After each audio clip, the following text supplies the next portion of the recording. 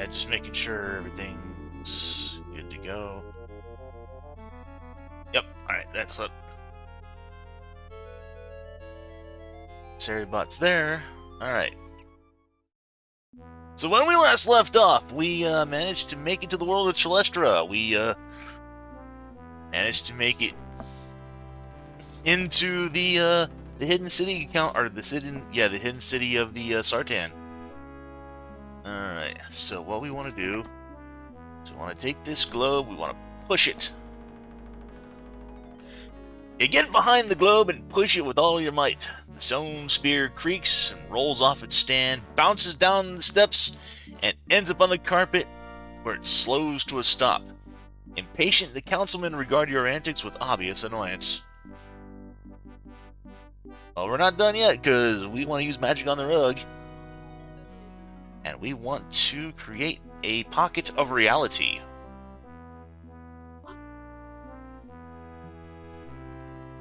You trace the familiar spell into the air. When it takes effect, it's as if the picture in the carpet comes into focus, taking on a new dimension. The scene, a single tree in a lush clearing, becomes real. The globe sitting on top of the carpet just simply drops into the scene. It rolls until it hits the tree there, then comes to a stop. Alright. Now we just take the rug. We roll it up. Later. And we just go into the... Yep. Leave the city. Yep. Now that you remove the ward, you see the city beyond is wondrous. Its splendors even dwarfs that of the Citadel. Is someone in the call there with me? Yeah. Yep, I thought I heard someone. Thought I heard someone join in with the call. All right.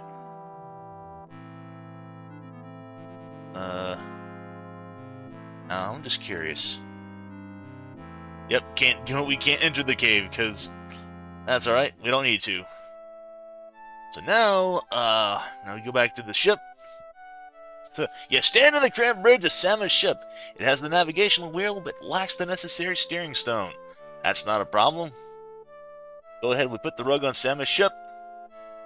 Enter the rug. And then we just, we push the globe. Now we have ourselves a globe. And we just use the rune magic on the pendant to rune transfer everything onto our globe. We transfer the pendant onto the stone globe. And we... Pablo is such a clever boy. Oh, right. And we can't go back to the Nexus without Zifnat's Dome, so we'd be powerless against Sangdrax. So, oops. Right. So now we need to go ahead. Right. Because we need to cast Null Water on the bottle of water.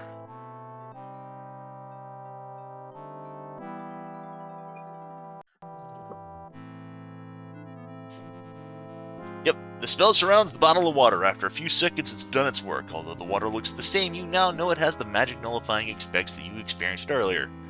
So, drink.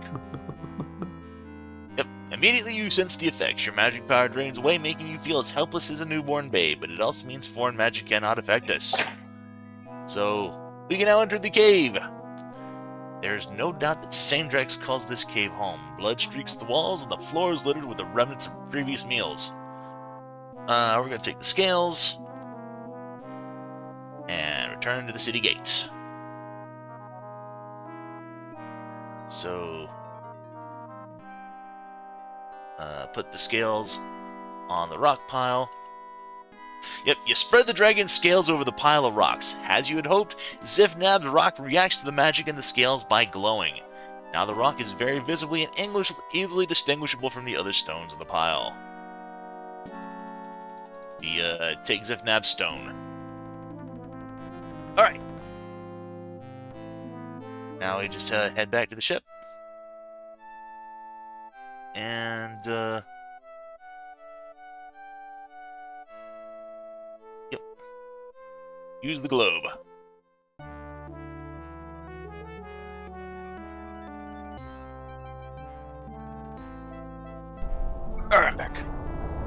welcome back. Thank you. We Welcome back. just finished up with Chalestra, so now we're just going into the end game. All right. Yeah, we really didn't have a whole heck of a lot to do. We probably could have made it to the labyrinth last time we did this, but I figured screw it. Sure. Oh, by the way, our magic bag. Also, Zar's gone, as well as the Nexus seal piece. Yoink! We're gonna take the history book. We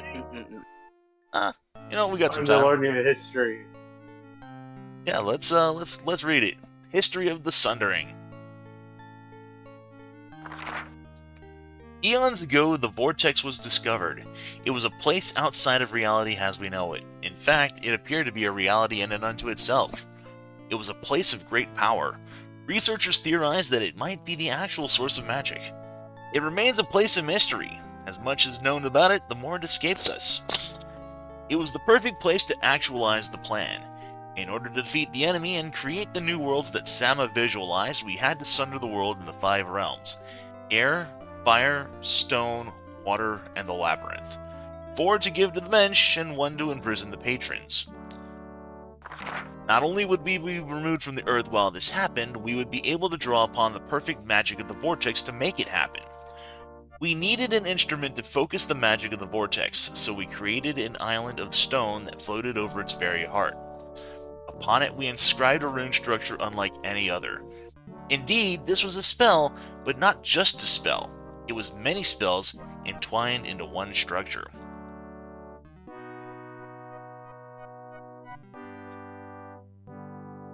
Every spell has a starting rune. When a wizard traces a spell, the magic flows from the starting rune into the other runes. Upon completion, the spell is defined and it is cast.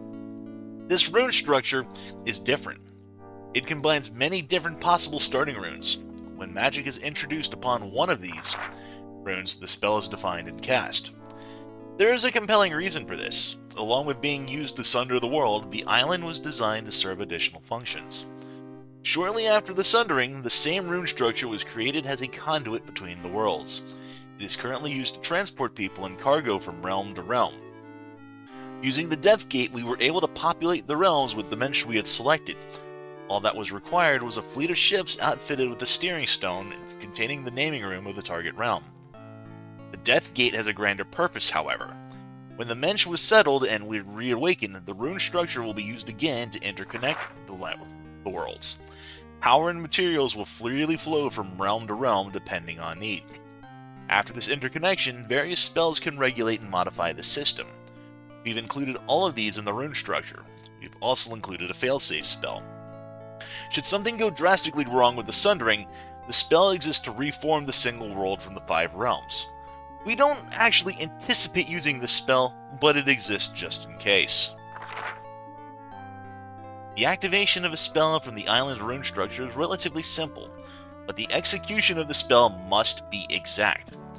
The island has been keyed to work only in the presence of the world seal, or in the current case, all 5 of the pieces.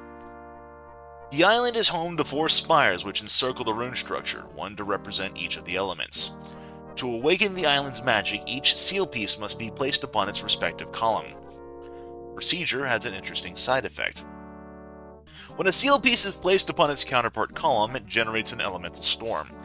Everything on the island will be bathed in that element: tornado force winds, a firestorm, an avalanche of rock, or a deluge of water. We couldn't comfortably cast our spells while being attacked by the elements, so we replaced the rune structure inside a warded circle. Everything inside of the circle is completely safe. While safely ensconced within the ward, even the storming elements become no more than a spectacle to observe. When all 4 of the pieces have been placed, the island is primed, ready to cast whatever spell the operator wishes. The choice is made using the focus, which resembles a floating hexagonal frame.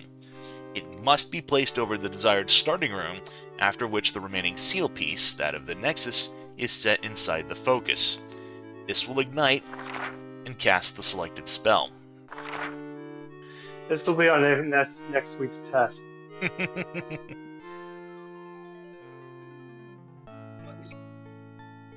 Didn't take a drink here? Yep. 6 men were dedicated to creating and intermingling the spells carried by the island. They are Sama, Dimitri, Orsip, Lornoy, Tyler, and Wayleth. Indisputably 6 of the greatest contemporary Sartan musicians.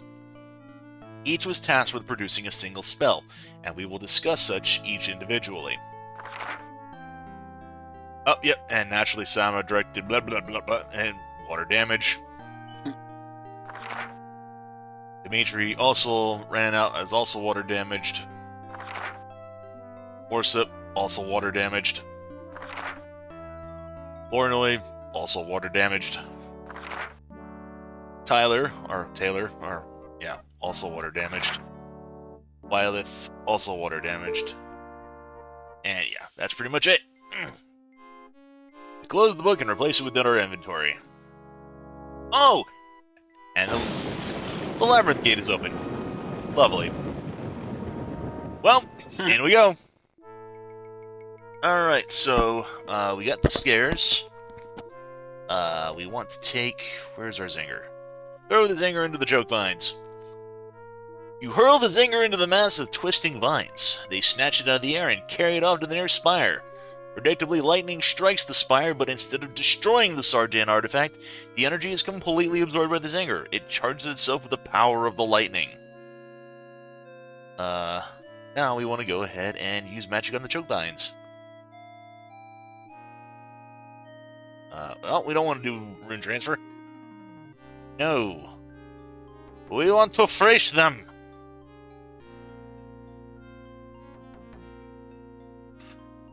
The gold spell floats over the sea of twisting vines. It expands and drops over the field like a blanket. As it does, you see frost form. Vines begin to move more and more slowly until they are torpid and completely still. So we want to cross the vines. Back over the field of choke vines you recently crossed, you see the last gate of the labyrinth, once a very welcome sight. Yep. You stumble out of the brush only to come face to face with 3 wounded tiger creatures. Unfortunately, what you know of the labyrinth tells you that only one thing is more dangerous than a tiger creature, is a wounded one.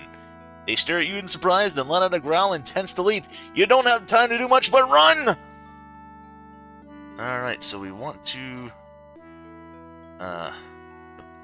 turn to the choke vine area.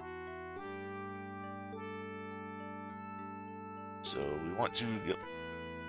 Back over the field of choke vines you recently crossed. Yep, you hear the tigermen crashing through the underbrush behind you. They're close on your tail. Oh! The tiger creatures hesitate when they come to the field, but after observing your safe crossing, they charge in after you. When you pause to look back, they're already about halfway across. Now that they see you, they start to sprint. You don't think you can run any further without them overtaking you.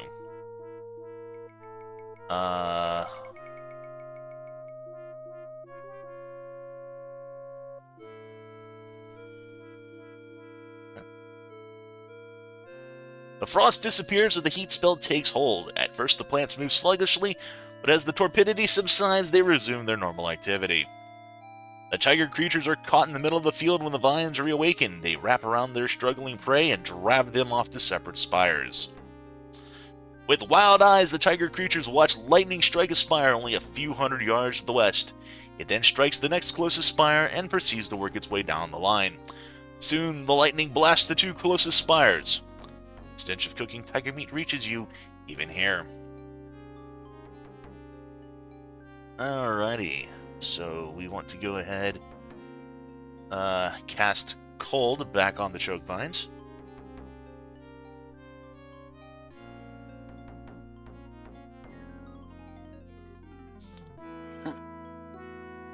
We want to take our Zinger again. Yep. And then move back to the campsite. Enter the burial cave. This is the tiger creature's burial cave. Paintings on the wall depict their gods. Bones are strewn on the floor. Take the bone. We want to exit the cave. Isn't grave robbing a sin? Yeah. And we slide one of the skulls off of their pikes.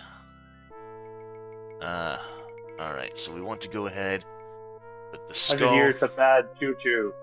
Hey, you haven't seen Bad Juju yet? We're gonna put the skull on the zinger, and then we're gonna take the robe and put it on there. Alright. So now we want to go northwest of the village. You stand on the outskirts of a village in the throes of battle. A pack of tiger men encircle a group of patrons huddle under a magic shield. So. Activate the zinger! You pull the switch activated to the electric zinger. The contraction flies out of your hands, twisting and turning in the air, accompanied by a screeching metallic whine. The black robe flops back and forth, and lightning flies from the eyes of the mountain skull. All of the combatants stare up at the apparition. The tiger creatures point and hiss at the flying slideshow, then scatter in random directions, pure terror in their eyes. When the zinger's power drains, it drops out of sight somewhere into the forest. The shield around the huddled villagers finally falls. Methodically, they begin to scatter through the village, locating and tending to the wounded. One man, seriously injured, lies in front of you. The headman of the village, valiantly supported the magic shield for so long, approaches the wounded man and summons a healer. A nervous, young-looking woman rushes over, nearly dropping her package of healing herbs and implements. She surveys the horrible wounds sustained by the fallen patron and gasps, but a stern look from the headman prods her to her routine. She attempts to clean and dress the wounds, but they are too severe. You can tell that she is inexperienced and that this case is far too much for her.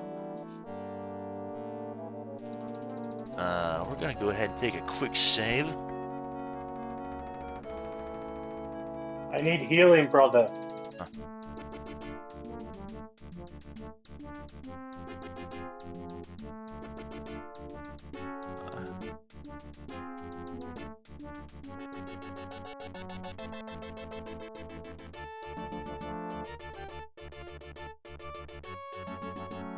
So, I just kind of want to see if the Tiger Men are going to be... But yeah, you can see right here that this cave painting is kind of where, like, what we needed to have done. We needed to have taken the skull and the robe and throw that on the zinger. Anyway, so we want... That's a neat way to show the player how not subtly show the player what to do. The tracker's in no condition to have a conversation, at the least not a very lively one. Well, we have a healing salve that we got all the way back from King Stephen back in Ariana, so let's go ahead and apply the salve. Because of the severity of the man's wounds, you end up emptying the crock of healing salve over his chest. You can see the gashes close up in the space of a few heartbeats. The healer gasps, but the headman nods. He looks at you with a newfound respect. The healer is shocked, but she doesn't let this amazing development slow her down. Quickly, she packs away all of her tools and moves on to help other injured villagers. In her haste, she drops a cord, presumably used to stitch wounds. The headman stays on to direct the healthy patrons in packing up the village, and it appears he plans to quit this site soon. We're just gonna take that. Alright. So put the cord on the bone. You tie the end of the elastic tendon to the arched bone. The result is a serviceable bow, however primitive. Alright. Talk to the tracker. You healed me, brought me back from the brink of death. I am indebted to you. It was nothing. It was everything. I'm in your debt. I don't like being in someone's debt. Tell me how I can repay you. I hear you're a pretty good tracker. I know the labyrinth. I know its signs. I can sense how it changes, sometimes even how it will change. If I find the start of a trail, I will never lose my way. Do you think you could help me? Of course. I'm in your debt. Tell me what I must do to absolve myself of it. I'm on the trail of Lord Czar and his companion, who happens to be a shape-shifting dragon. Do you think you can find them? Of course. That's what I do. I will accompany you while I track them. When I'm certain that we've found them, my obligation to you is resolved. I must return to my village. Alright, so now we get another new party member. So talk to the tracker, go north. Traveling at a pace you have trouble matching and discovering small clues that you would never have found, the tracker leads you through the dark wood. Eventually, you come upon a huge cave. A monster which resembles a huge insect, though much more formidable, stands guard outside. The trail leads here into that cave. I've seen this cave before. There is no exit. Your quarry lies inside. The creature guarding the entrance is a Cheodan. I've only encountered their like once or twice before, and I can tell you this. If you spill its blood, every drop will grow into a duplicate of the monster. Only by killing it before it bleeds, usually with a precise thrust through its heart, can you keep it from regenerating. A sloppy attack, and you'll have an army of these things to contend with. Usually the best way to deal with this type of beast is to avoid it. I don't think you've got that luxury, though. If you're going into that cave, you'll have to go through the Cheodan. My obligation to you is over. I've led you to the end of the trail. The people of my village need my help, so I must return. Good luck. The tracker bolts back into the wood. Between one moment and the next, you've lost all trace of him. You are now alone, save for the delightful company of the Cheodan, of course. Oh, yeah, right there. Okay, so now we have the bow. And now we have the Arrowden. Shoot the arrow at the Cheodan. With amazing accuracy, far more than you would have expected from such a primitive bow, you loose the arrow at the monster. The arrow penetrates straight through its heart, and the beast falls dead before a drop of its blood can fall. Unfortunately, the arrow has buried itself so deeply into the creature, it cannot be retrieved. So... Alright, so now we want to go ahead, we want to drink from the clear bottle. And head north into the cave. Yep.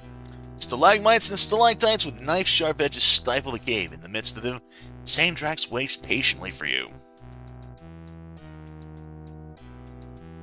Push the stone.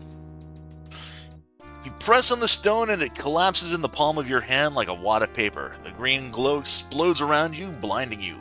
When the spinning colors fade, you see that somehow the stone has summoned Zipnab mounted atop his dragon.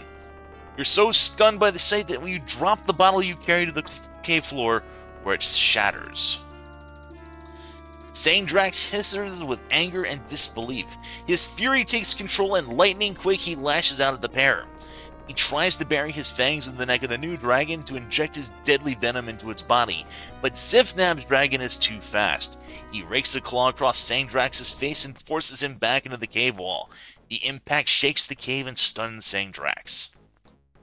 The good dragon takes the opportunity to place Zipnab out of harm's way, but Sandrax springs up and pounces while the other dragon's back is turned. His back claws rip through the thin membrane covering the good dragon's wings. When the good dragon finally forces Sandrax away, he is left with strips of loose flesh hanging from the bones that once supported his glorious wings. He retreats back from Sandrax, dragging his wings and leaving a trail of blood behind him. Sandrax laughs and positions himself for the death blow. Sandrax leaps, but Zipnab's dragon dives beneath the attack, less wounded than he appeared to be. He sinks his teeth into Sandrax's exposed underbelly and tears a sizable chunk of flesh from his chest. Sandrax screams and races away from the fight toward the back of the cave. He sinks into the darkness until all you see are the two red, glowing eyes. You haven't beaten me. When I've led Zar to the Vortex, he'll reform the world and this place will be no more. I don't think you'll survive, but if somehow you do, we'll meet again, and then I'll have my revenge. The red eyes wink out and Sandrax is gone. Alright. Talk to Zipnab. And I was just getting into the shower. You call it the most inopportune times, Haplo. You've a knack for getting into trouble, my boy, and this is a doozy. My. Face to face with the embodiment of evil. You've had a full day. And look what happened to my dragon. I'm afraid this is going to have to come out of your security deposit. That's all the rock did? Summon you here? What did you expect it to do? Wasn't that enough? I think that I did a mite better than you would have in this fight. Well, I did have a little help. Nonetheless, we saved your bacon, and I think we deserve a little gratitude. I mean, he's got a point. My thanks, Zifnab. I appreciate your help. Of course you do. It's always nice to have the side of good rescue you from certain death. Every time it happens to me, I get goosebumps. There's nothing better, I tell you. Except maybe a really good pastrami sandwich with extra mayo. Is your dragon all right? He doesn't look good. Sangdrax did quite a job on his wings. He got his comeuppance, though. Did you see those wounds on his face and chest? Those will smart for a few hundred years, mark my words. He won't even be able to change form to heal them. When you get wounds like that, they stay for dinner. Why did you let Sangdrax escape? I didn't see you there slugging it out with Sangdrax. I think my dragon did an admirable job in driving him off. Sangdrax is weak and desperate. He'll be much more likely to make a mistake now. I could have taken that dragon. Well, you may get your chance. Remember, Sangdrax is still on the loose, and my dragon doesn't look like he'd survive another direct confrontation. It may be up to you after all. I'm glad you have so much confidence. I'd be willing to take odds if you'd like to wager on your success. I'll give you, well, let's see, 300 to 1. Sound fair? Thanks for the vote of confidence there, Sivnab. Where did the evil dragon go? He slipped out the portal. You see, thousands of years ago, Sama hid the magic portal to the vortex in the labyrinth, here in this cave to be exact. He figured that it would be the safest place to do so. No one would come back into the labyrinth to find it. I mean, that's pretty, pretty smart.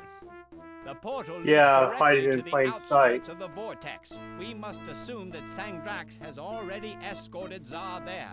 In fact, they'll probably go directly to the floating island. Very soon, Zar will begin the Reformation unless we stop him. What do we do now? Well, that's simple. We go after him. We have to stop him before he leads Zar to the center of the vortex. They have all of the seal pieces which you were so kind as to supply, so nothing stands in the way of the Reformation. Whenever you're ready, I'll take us through the portal to the vortex. All right, I'm ready to go. Take us through, Zifnab. Very well. Climb up on my dragon and I'll take us all through. My dragon is wounded, Mr. Insensitive. Why don't you get rid of some of that heavy junk that you've been toting around? It'll make the trip that much easier for him. With the shrug, you go through your belongings and toss aside everything that appears useless. After you're done, Zifnab doesn't say anything more about it, so you guess that you've offloaded enough. You and Zifnab mount the wounded dragon. Zifnab traces a complex spell which grows to a glowing hoop in space, large enough to accommodate even the dragon. Painfully, the dragon steps through, and a thunderclap later, you arrive at the edge of the vortex. Alright, we're going to take another save.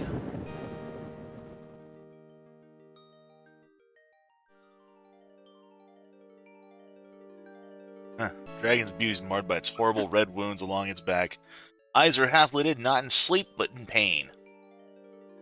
Dragon's not very talkative. That communicates enough for the both of them.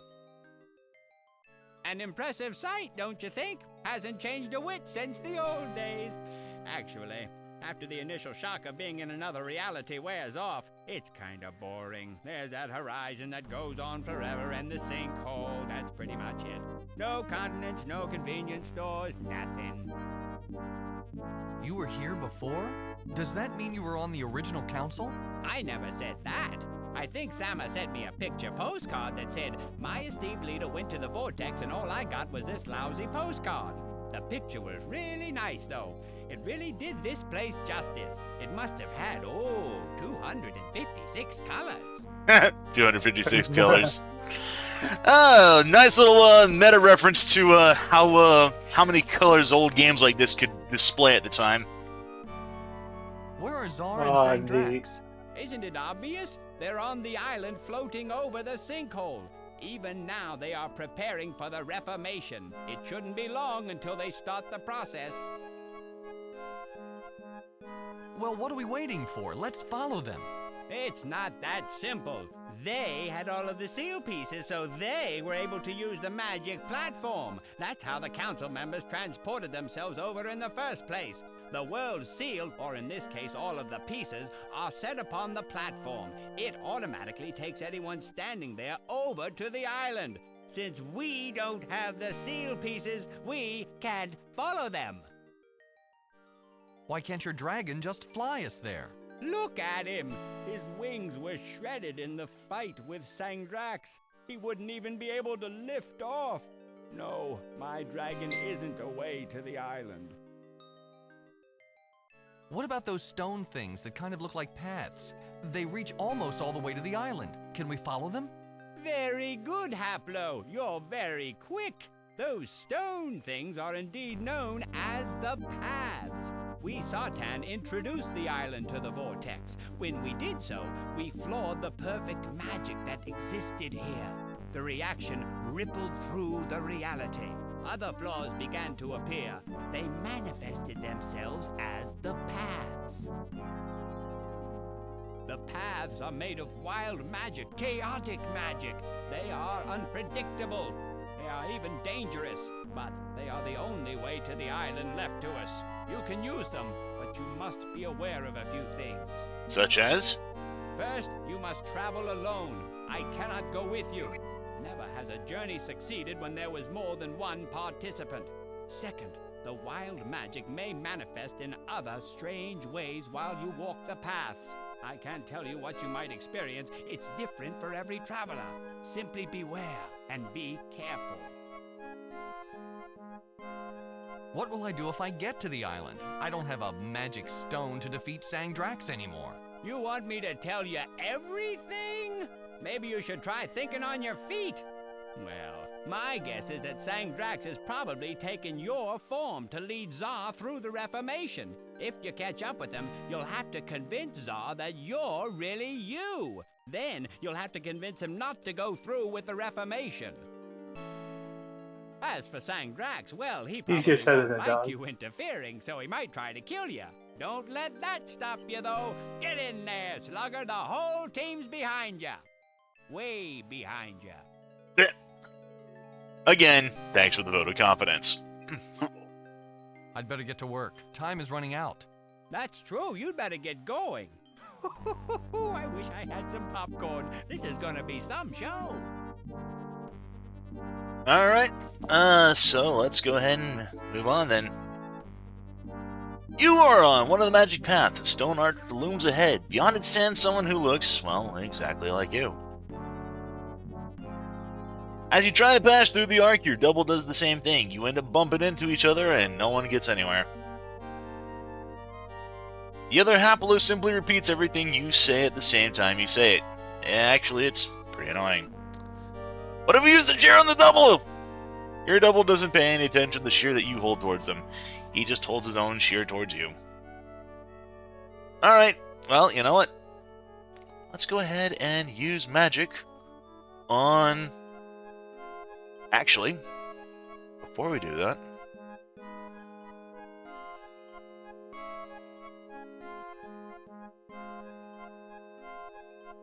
Seeing double...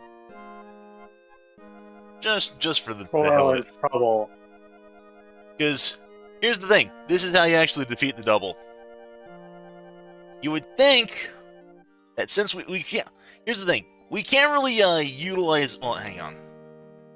What we need to do is we need to use magic. But instead, if we try using magic on the double, like, say... Heat. You trace the rune structure into the air. As soon as you complete it, the spell races toward your double, but stops and dissolves as it passes through the arch.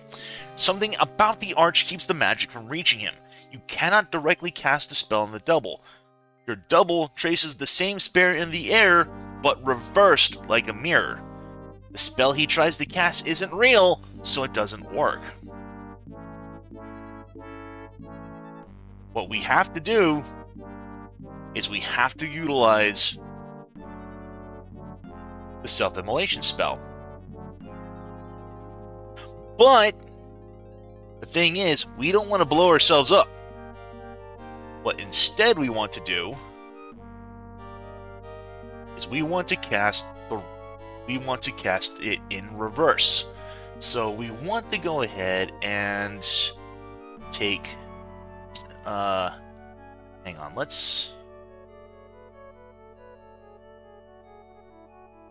you want that one, then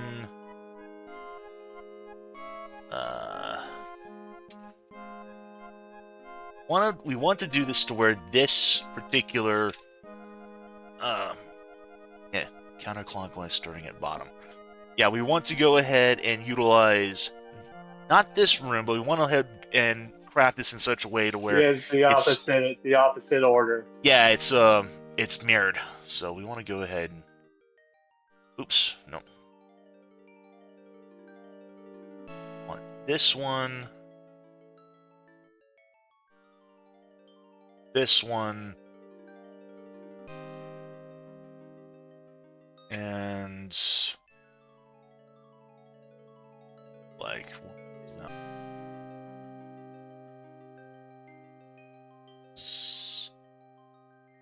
I think it was the one warmer there. No, because that's one I already got. This one here. Oh, okay. I want. It's not this one. Oh, for the love of goodness! How does it? Oh, that one. That one. This one. So we want. Oh yeah, the alpha sign from we want... Omega Alpha Sapphire. Okay, so we want. So yeah, that's. So we want undo. That one undo.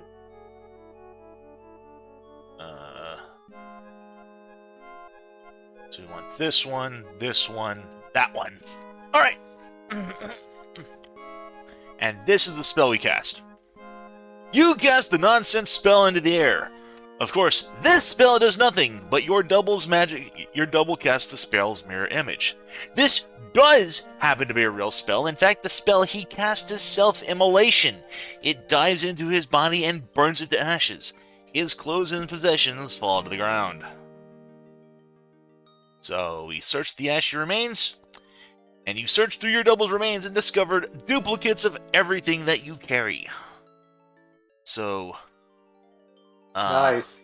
What we want to do is we want to take this shear and put it on that shear. You knock out the connecting bolt from one of the blades and slap them both together. The result is a complete set of garden shears. So now we go ahead and we head to the north. Utilize the shears. Oh yeah. Attempt to pass through the shears. A tentacle whips out from under the path and wraps around your leg and tugs at it. You might be able to pull it away, but if you move forward, you'll enter a whole nest of them. Cut. A quick snip, you cut the tentacle away, but another wraps around to wrap around you. Cut that one. Cut that one. The ichor-covered stump draws back under the path along with the remainder of the tentacles. The creature evidently has had enough. The floating island is suspended over the center of the vortex. A circular platform in the center has 4 spires along its perimeter. You come upon Lord Zar standing in the center of the island. He holds all the seal pieces in his hands and is closely examining the focus. Off to one side, you see Sandrax in your form watching patiently.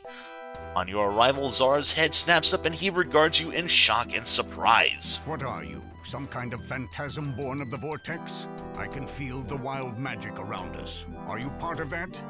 I am no phantasm. I am the true Haplo. Your companion is a dragon who has taken my form to trick you into destroying the world. He has tried his best to keep me from following you here, but here I am. You must stop what you are doing, my lord. The Reformation will not be what you expect. Many will die, including our own race. My lord, it's obvious that this is some trick, some manifestation of the Vortex's wild magic. Why it spouts lies to stop you from claiming your rightful heritage, I don't know. But don't spare it a thought. Continue with the ritual, and I will deal with my double. Sandrax's eyes flash red as he turns to you with a grin that shows razor-sharp teeth.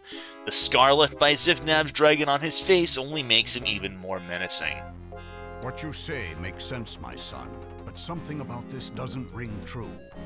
Can you prove your words? Are you the real Haplo? Or is this, as my companion claims, just a hollow trick? It's no trick. I can prove I'm Haplo.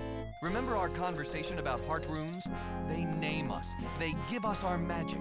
They are the center of our beings. If they are torn or broken, we fall ill. We cannot function. I show you mine, unbroken. I challenge my double to do the same.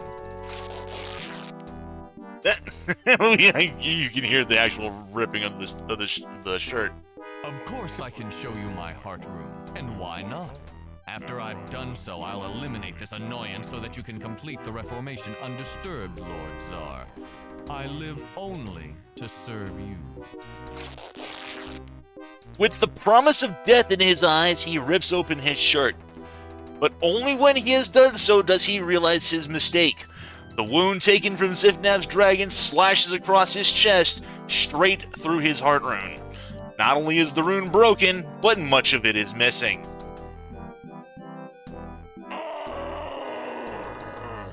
So much for subterfuge. I prefer to be direct anyway. My lord, you will complete the Reformation. If you do not, I will kill you. It's your choice. Very well, Dragon. I will continue the Reformation, but only because it suits my purposes as well.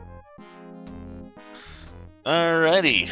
Yeah, Zar stares at Sangdrax as if seeing them for the first time, standing for a long moment before finally speaking. Excellent. Get on with it then.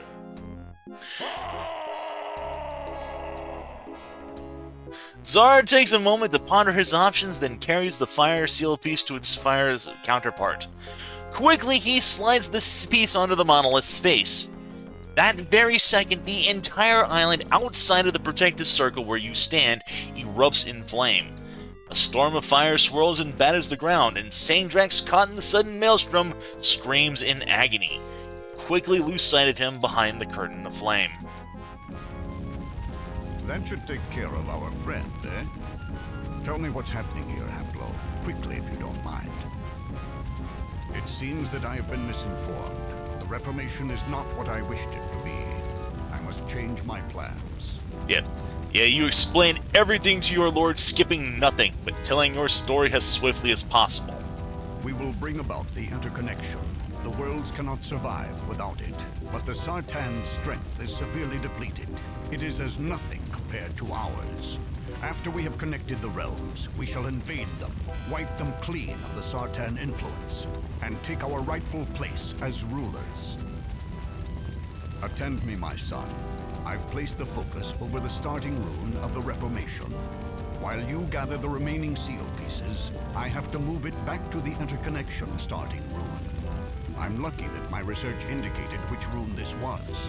Otherwise, I might not know how to bring it about. Zar squats over the focus, scans the surface of the floor, and prepares to move the floating frame to another rune. But suddenly Sandrax's head bursts from the curtain of flame.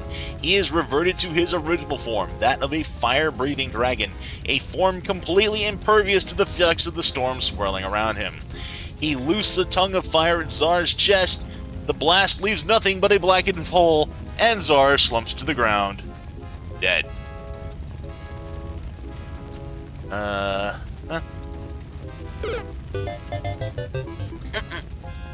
I just imagine Zar just slumping over with the...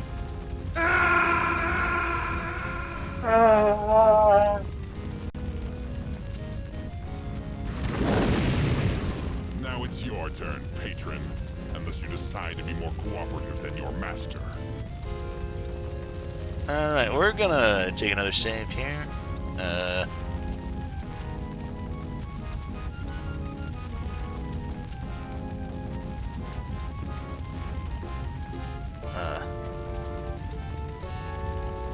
Alright, so we want to go ahead and And we want to place the water seal in the water spire. Sanddrax watches you approach the spire. Familiar now with the end result, he decides to stop you. The dragon rears back and prepares to blast you with the torrent of fire. You leap forward and press the seal piece into the indentation. It crackles and affixes itself to the spire. The firestorm surrounding the protective circle is replaced by a deluge of water. The dragon chokes back his attack with a comic gurgle and disappears behind the sheets of rain.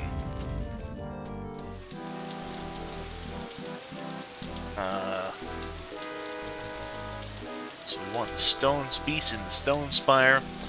Sanddrax, in the form of a giant gelatinous worm, crawls effortlessly through sheets of water. Despite its slow speed, it will be on you in moments.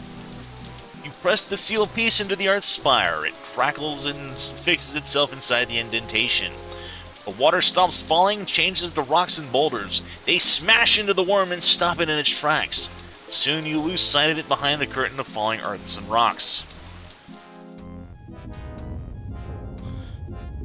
We want to put the air seal in the air spire. The rocks and boulders fall through Sanddrax's vapor's form. Slowly, ominously, he floats toward you. You set the seal piece inside the air spire's indentation. It crackles and affixes itself, and the rocks stop falling, but gale winds rage around the protective circle. It feels as if you were standing in the eye of a tornado. A dragon ghost is caught in the wind. It scatters its smoky form until it vanishes. Alright, so we want to take the focus,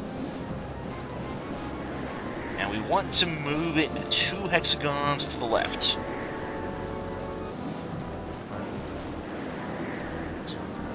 Orsip.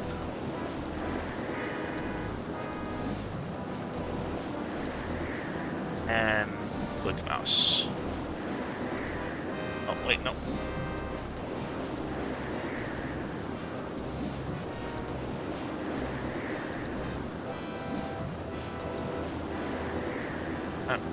Those winds have scattered the ghost dragon for good, it seems. You can't find a trace of Sanddrax anywhere. Perhaps the storm is finally taking care of him. And, want to take a look at something here? We've massed 1350 out of 1500 points, so we want to go ahead and place the Nexus Seal in the focus. That gives our final 150 points. When you drop the Nexus Seal piece into the focus and ignite the interconnection spell, magic flows through the ruins of the island and connects the elemental spires. Sanddrax, unwisely attempting to break through the magic field in order to stop you, confronts the brunt of its power.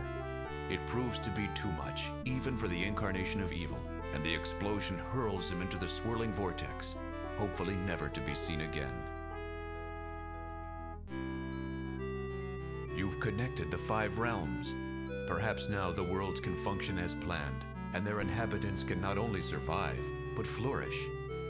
Yet you ponder one particular unrealized goal of your Lord, namely the release of your people from the labyrinth. With time, and the aid of the Sartan, you may be able to see this dream fulfilled, but that must wait for another day. You've completed Deathgate. You've saved the realms from a fate worse than death. And while doing all of this, you scored 1,500 out of 1,500 points. Congratulations. Hey, look at that. Congratulations. Now, there's something that What? So, back when I was a much younger boy, when I completed this game for the first time, I had a bit of an issue with this game. There was supposed to have been a final cutscene where, upon completing the interconnection, we saw Sanddrax get blasted by a bolt of lightning and thrown back into the vortex. The thing is that when I first saw this, it started, the cutscene started to play out. But as Sanddrax got thrown into the vortex, the game glitched out and crashed on me every time. Oh no. the Wow. the video would start to play. So, I had assumed that we would be able to finally see that video for the first time, you know, completely unopposed. And I wonder if maybe I clicked through that accidentally. So, when we're done with this, I kind of want to pull this back up and see if I can run through that quick thing real fast and Okay. see if that'll cut. Yeah. I also kind of want to mess around a little bit to see if what would have happened if I don't move it and I just blip. Just actually bring about the Reformation instead. And then I got oof. But yeah, that was Deathgate. Alright. And Enjoyable game. yeah. And we've only been for less than an hour, it looks like. Yeah, it's already 8:55. Yeah. So, yeah, these were all the voice actors that had everyone, you know. We saw this right from the very beginning, again, when we saw it through the opening credits. But, still. So good they put it twice. Yeah.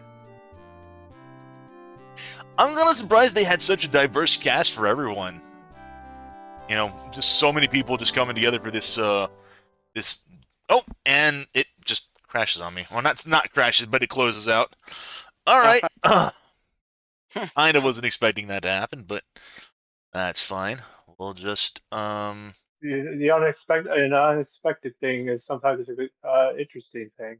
Alright, well, let's just go ahead and pull that back up real fast. If it doesn't show it, are you gonna search up a YouTube video of it? I might. Let's just go ahead and bring that back up. Let's just bring that back up for you guys. So we'll just go ahead and we'll... Yep. Restore, yes. We'll just restore from that final battle. We already know what happens. We just gotta put this here. Blam, blam. Stone. Blam, blam. Air. Blam, blam.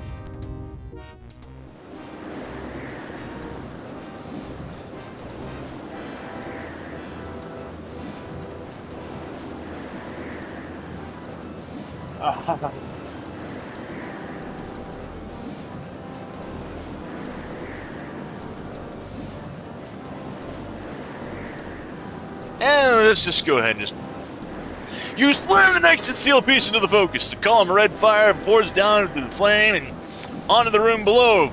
The fire spreads through the platform and ignites the spell. Unfortunately, it's the spell Reformation. Oops. You came around, my pets. I'm glad.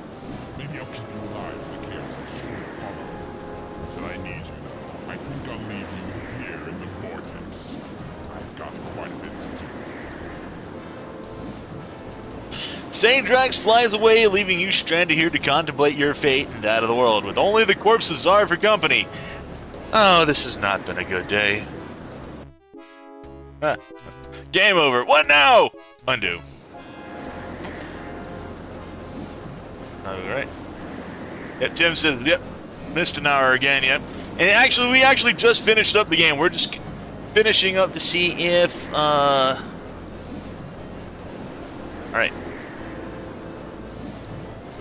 Somewhere deep in the winds, you see a shadow rising from the ground, growing larger and larger. You recognize the silhouettes even from here. It's Saint Drax's original form, that of a fire-breathing dragon, and you are left without any elemental storms to hurl against him. Yep. Oh, here we go! Here it is. This is it. Oh. You're all out of seal pieces, patron.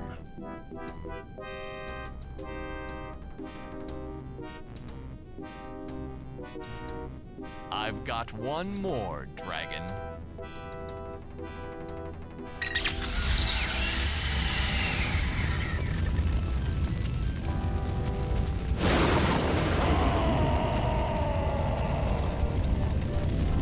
Yeah, see, this is what happened. Every time that when I was back younger, the game would crash right here.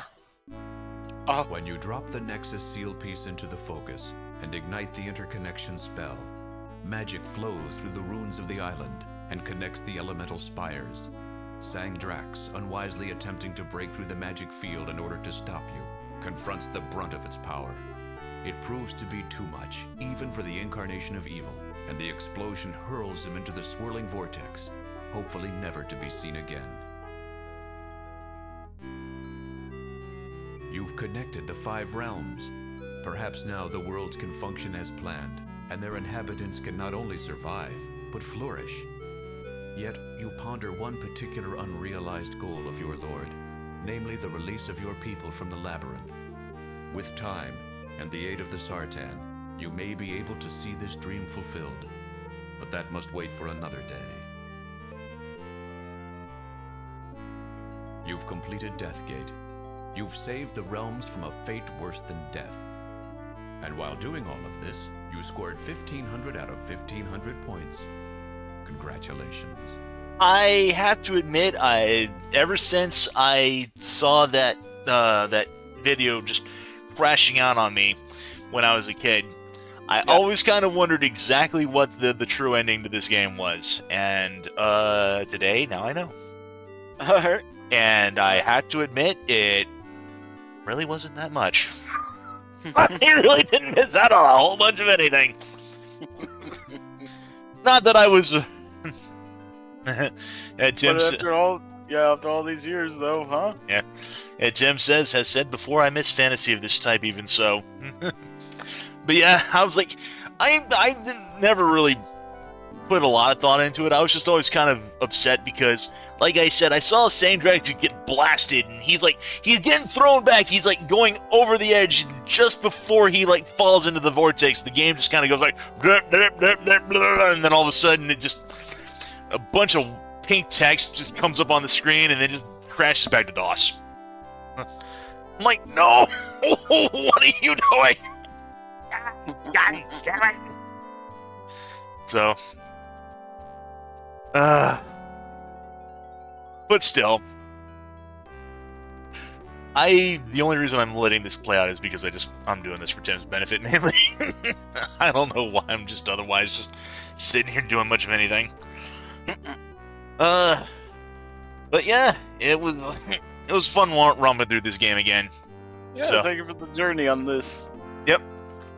This has been a game I've been wanting to do for years. Ever since I first started doing Let's Plays. I was actually just surprised how short this was, yeah. All things considering, yeah. I mean, all things, we only spent about maybe 3 times on this game? Like 3.5 hours all overall, yeah. Oh, wow. Well, the thing is that, yeah, we started this on a Wednesday. We was like, what, I think 2 hours on, no, about more like 5 hours. Yeah. Then we did a little on like one of the Saturdays, I believe, or was it Sunday? We did a Wednesday, we did a Saturday, and then we did this Wednesday here. Yeah. Yep. Tim says, let D&D 24-25 be where Deathgate did Fat Elves first. They're late to the party by almost 3 decades. Yep. Deathgate. Yep. And then it just closes out by itself again. I was going to say, it looked like it closed itself again. It did, so. Okay, well, it is now 9 o'clock Eastern Time. We have 2 hours to go if we want to go ahead and do something else. Actually, no, we got 3 hours to go before midnight because I don't have to go to work tonight. We can go the whole night if we want. Alright. So, I'm down with whatever you want to do. Okay, I'm going to be gone for a few minutes, so... Alright. So what would you like to do, Ben? Well, I'm not entirely certain, to be perfectly honest. Just go ahead and...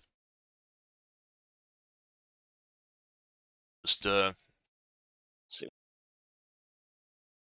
Tim says there is always Deponia. I mean, I could throw that on, start that up. Oh, Deponia? Yeah. This is like, but when would you get back to it though? That's the thing. Well, I mean, Because I oh, I don't, thought I don't have oh, any other things going on. Tim says it's shorter than Deathgate.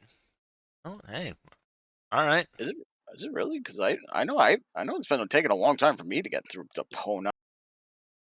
That's because I didn't use a guide or anything. Well, in that case, let me just go ahead and Deponia. put that in there. We'll just go ahead. Bring that up because I do have the Switch version of that. All right. We'll just bring that up. Oh no, I don't want to do that. Let's. I remember getting like the series. I don't think I got all of them, but I know that they one time a website was like doing it for free if you had signed up. I forgot which site it was, but yeah, I was able to get like the trilogy. It said it says trilogy, but it doesn't give you all the games to that because there was like I think they had like 2 more games after that came out. I don't remember. This is yep. Tim says he remembers the tricky parts. There's also the puzzle auto solver for when you get truly stuck. So let's go ahead. I'm trying to see what my copy of Deponia is called. So there's at least 4 Deponia games. There's we have the original Deponia, we've got Chaos and Deponia. We've got Yeah, because I got Deponia the complete journey on Steam. I'm trying to see like if it comes. I think it just comes with the first 3 games on that. So we got. Let me take a look. So yeah, we got Deponia. We've got Goodbye Deponia, Deponia Doomsday, and Chaos and Deponia. Okay. And Tim says, yeah, stopping at Deponia is the good end. Yeah, because he says there's technically 4 games, but he says the further you play, the worse the end result gets. Oh. So. Speaking of Deponia, they're making a surviving Deponia. I guess it's supposed to come out sometime this year. Let's just go ahead and. Yeah, I'm trying to see if the complete journey comes.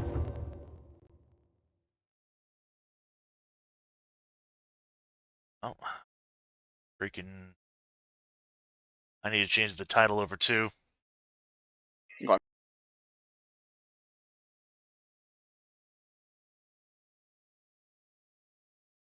There we are.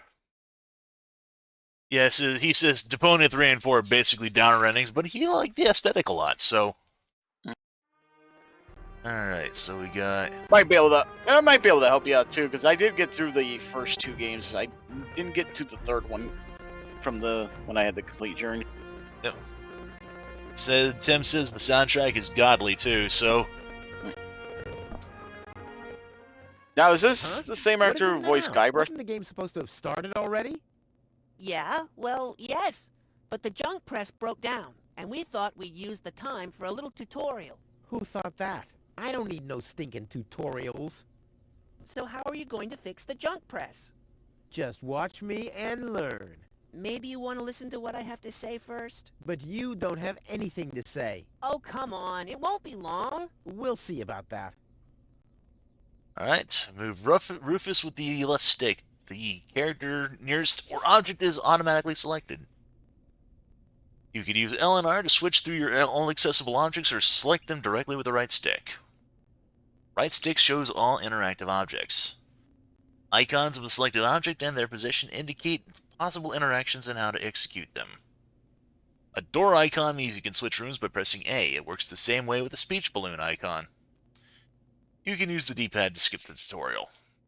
So, yep, Rufus is our man, so yep, we got that to do. So, yep.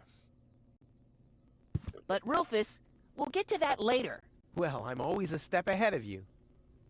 I'm here. Yeah, I know that. Didn't you want to talk to me? Will you stop yakking then? Actually, I wanted to give you the next hint. Really? How extraordinarily exciting. Alright. But Rufus... Well, I'm always a step... Alright, Okay, fine. Dr. Wenzel, yep. How did this strange thing end up in my inventory? I have no idea. Maybe you'll need it for the tutorial. Tutorial schmutorial. This is So- Wenzel, my sidekick, the eternal number 2. You were supposed to talk to me, not look at me? If you keep that up, you'll ruin the whole tutorial. As you're about to say. So yeah, so the actor who voices is, let me get it. Carrie Shale. He has done a lot of voice acting. Yep. He's done. Actually, surprised. I did not know he was Larry from The Amazing World of Gumball and Bobbert. Yeah, Tim says Rufus has a lot to say about anything you can interact with, so fun times. But Rufus, we'll get to that later. Well, I'm always a step ahead of you. Up here, Rufus. Up here. Yes, I know. Up here, Rufus. Yes, I know. Hey, fine, if it'll shut you the fuck up. Smarty pants. Just tell me what's wrong with the junk press. And stop wiggling your feet. It's pressing only very gently now and doesn't really squish sufficiently. Hey, every idiot can see that. Well, why don't you present the tutorial then? Okay, piece of cake. But first, I'll explain, How to talk to someone. how to talk to somebody. Everyone knows there's no mouth icon in this game, but there's a speech bubble icon to talk instead. Oh, and my favorite icon, the Rufus head icon for putting on, eating, and drinking things. If you can't even understand that, how am I ever going to be able to teach you how to look at an object? I know that. Well, the theory is easy, but how about the actual practice? Hey, this is your tutorial. You're a cop-out, but be that as it may, I'll demonstrate. Do you see that little thingy on the floor over there? I will now use the tongue icon. The eye icon. The icon, if you will. So funny thing on Wenzel, he's voiced Yeah. voiced by Martin T. Sherman, Okay. who also voices Thomas the Tank Engine. Oh, nice. Yeah, and Thomas and Friends. Tim says this tutorial is a plot point in Deponia 3. So, What's that? It's a cathode plunger. Thanks for the input, Wenzel, but I recognize a hydro clamp duplexer when I see one. Too bad I can only look at it. A duplexer like that could be useful. If you say so. right, hand icon is displayed. You can pick up or use an object with A. Okay, I've picked up the duplexer, but what am I supposed to do with it now? You put it into your inventory. That's where all the items go. Alright, open the inventory with down. Hey, there it is! Correct. This is your inventory. Yeah, I knew that. It's where you can see what you're carrying around. You still know how to do that, don't you? Yep, use the left stick to select an inventory object. With Y, you can examine it. Use X to combine it with another object. B closes the inventory. Combine both machine parts. So, yep. Look, Wenzel, I'm almost done. Impressive. But I mean that. Alright, spare part. Select. Yep. Close. Huh, it fits. Now you have to, Hey, you don't have to spoon feed me. I'll manage the rest. if you say so. Then,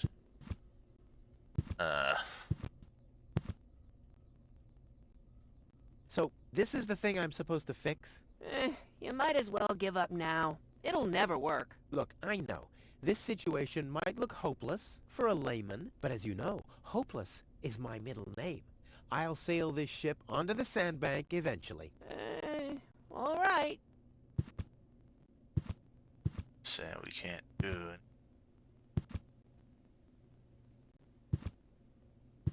Oh, there we go, button. Rufus, there's one more thing. I told you I'd manage without your help. Now, all I have to do is press this button here, and right away... We get crushed. Oh, how I love tutorials! Alright, there we go.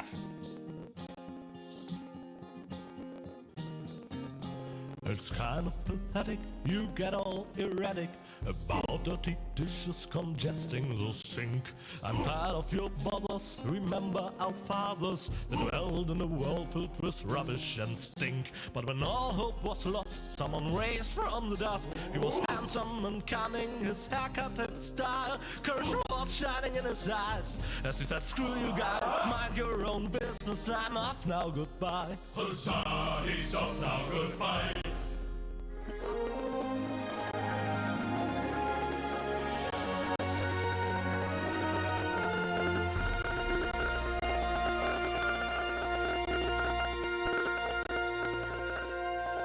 Yep. Tim says, in the original German, this both developed and sung by a legendary German Audie's internet humor figure. So. Junk. Junk. And more junk. A life of order and happiness. Oh, my bad. That was junk, too. Well, that does it. I need to leave this dump. Fortunately, this time my plan is foolproof. This time everything will work out. Where did I put my list? Heck, I really have to get away from this junkyard. Alright, so we got... It really is time I got out of here. Ah, there's my list. Let's see. Seems like I've packed almost everything I need. All I need now are some provisions. A toothbrush, a pair of socks, and a bolt cutter. A bolt cutter? What the... Well, guess I must have had a reason to put it on the list. Alright. So... I do remember the bit with the bolt cutter. So we need... Have you actually played this before, Ben? No. I mean, I tried it before when it was on, like, the computer. But I think I was using a somewhat older computer at the time. And, I couldn't quite get it to run.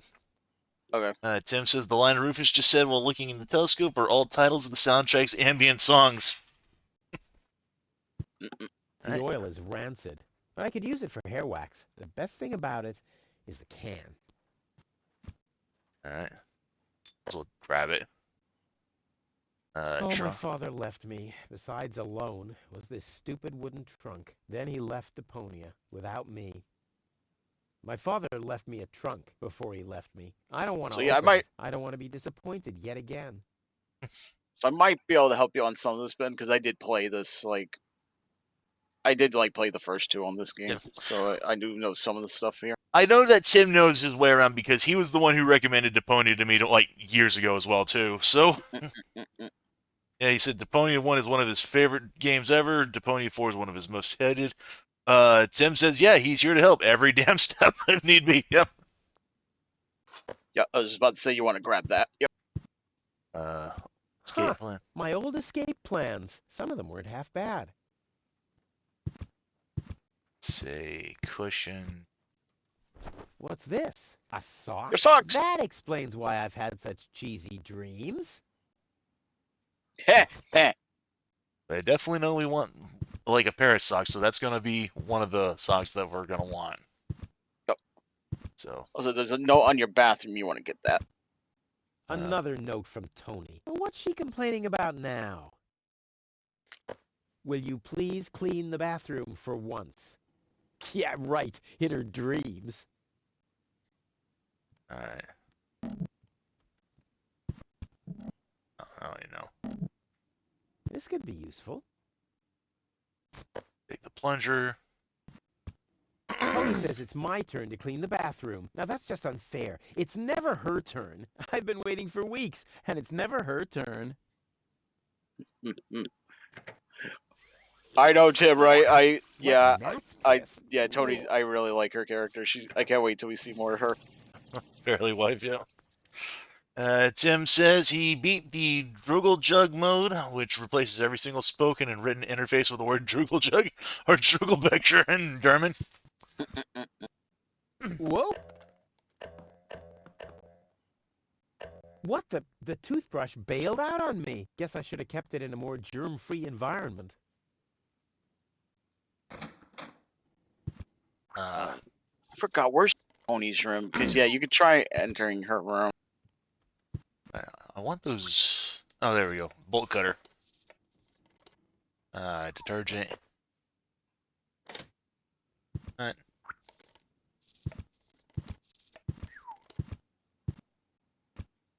Come on, Brushy, Brushy, Brushy. Come to Papa. Oh, crap. I need a better plan to catch it.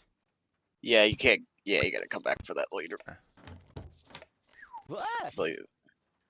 Yeah, that's Whoa, what what's she's that? got. There's a note. The A guillotine. guillotine so I won't enter her room? Whoa, that girl has issues. I honestly wonder why we were ever together at all. Yep, Stay grab that out note. of my room. You have no business in there anymore. Who does Tony think she is? I've got better things to do than rummage through her drawers. Alright, first aid kit. I think there's a Locked. room to your Tony right must you have the can go to. key. No, I haven't finished packing yet. Oh, that sucked. There's a couple more notes on the. Yeah. Huh, not a chance. The handle is missing and I can't get my fingers into the cracks. Nagging note. Another note from Tony. You're not supposed to eat on the sofa. I keep finding leftovers in it. Huh? Well, isn't that a good thing? Bitching post-it. Another note from Tony. You've scoffed all the food yet again, and I keep finding your crap in the fridge. What the hell's wrong with you? Huh? You'd think I by don't now understand they the would just get a divorce. Oh, no, hang on. I want. Oh, there's another sock there. Alright. And there's another note on the Another sink. note from Malicious, Tony. malicious memo.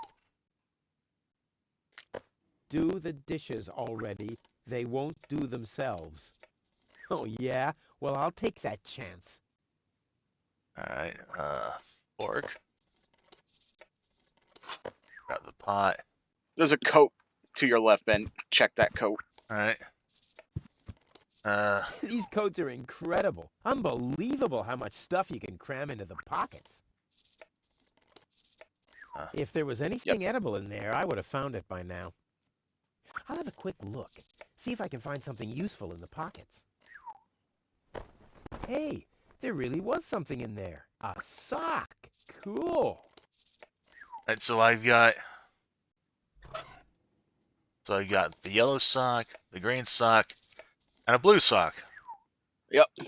Well, those are 2 socks, all right. But I need a pair. I don't want to show up in Elysium dressed like an idiot. Oh, I can't like. Oh, you won't mismatch these? Okay, fine. I guess it makes sense. So this is basically the pinnacle of German humor style. So enjoy, says Tim. It's rare that Deponia wouldn't crack me up. Honestly, Deponia is a big side inspiration behind my long in development sci-fi setting. So expect to see that about 30 years from now. Actually, is that another note on the door to the left? No, I haven't finished packing yet. Oh, okay, never mind. Nope, no second sock anywhere to be seen.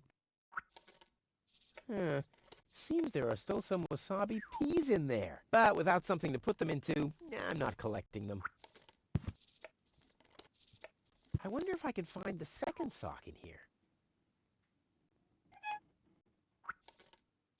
I wonder if I can find the second... I wonder if I can find the second... Did you get the fork and pot from the sink? I did. You did. Okay. Now you can fill the pot with water. All right.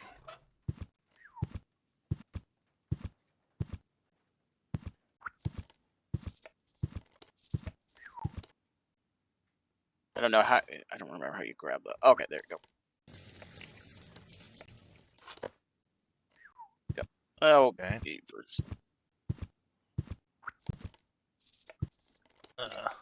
The village way of clothes washing, yeah. I wonder if there's any... I wonder if there's anything in there that I could use. You know the stove, Ben? Yeah. That you were... Why don't you go burn all those notes that Tony left you? Oh boy. In you go. So, I think you need to get something with fire. Oh, with the oil. You got the oil? Adding oil to the flames is not part of my escape plan, but it's an integral part of Plan B. Adding oil to the butt. okay. So, Part of Plan B, huh? okay, on the next...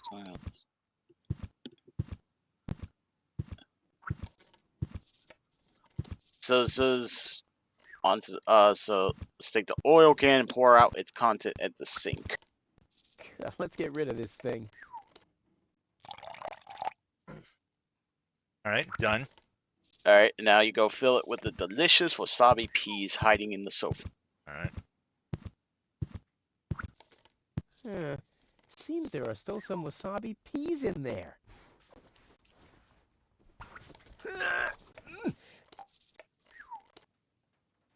I guess these will make good provisions for the journey. Okay. Then combine these provisions with the mouse trap in your... Do you have the mouse trap? No. Oh, okay, so you don't All right, have that yet. So, yes, mousetrap is probably going to be that bad. Oh, I'm trying to remember, yeah. It has been really long since I played this, but there is some stuff I do remember.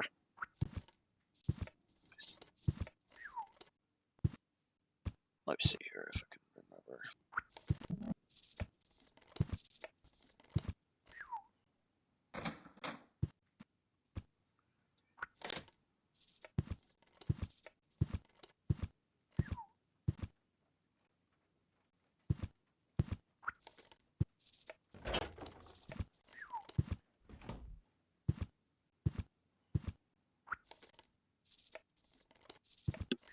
Trying to remember where the... Yeah, I don't remember where that mouse trap was. Maybe Tim might know.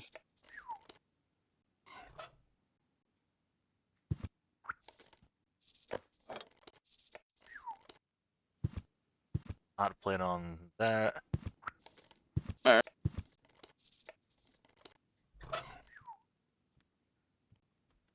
Did you get the bolt cutters, Ben?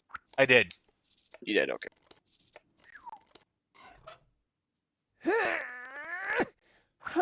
Not a chance. Although I can reach inside the crack, I don't have enough leverage. Okay. Yeah, Tim's trying to say... Yeah, let me recall for a sec.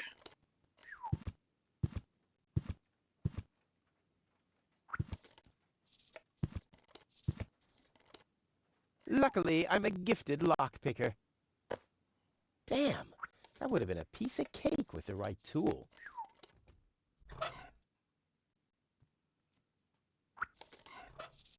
Plunger treatment, you have a plunger? I'm afraid.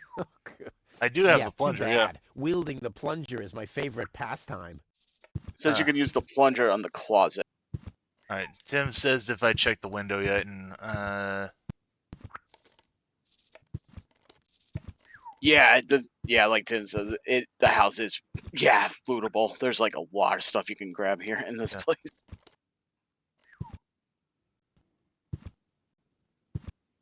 Yeah, you should be able to use the plunger in the closet. Nothing that needs plunger treatment, I'm afraid. Yeah, too bad. Wielding the plunger is my favorite pastime. so we got...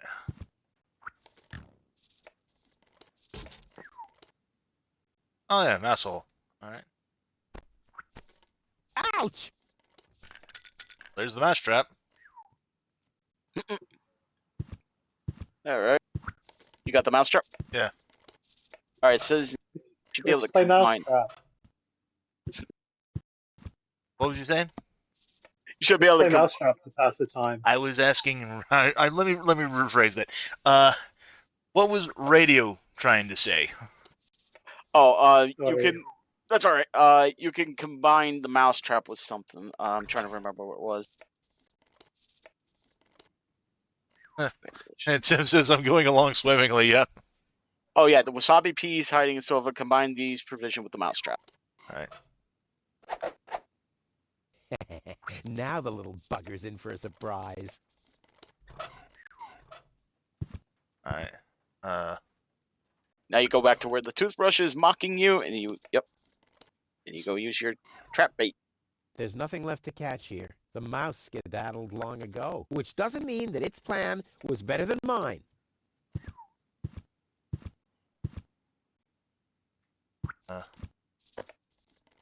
Come on, brushy, brushy, brushy. Come to Papa. Ha! Gotcha! There you go. Got your toothbrush. Gotcha. I'll make you suffer the next time I brush my teeth. All right. So we got a toothbrush, the provisions, 3 socks, a fork, hand torch. All right. Now I know. Yep, you're supposed to burn those notes.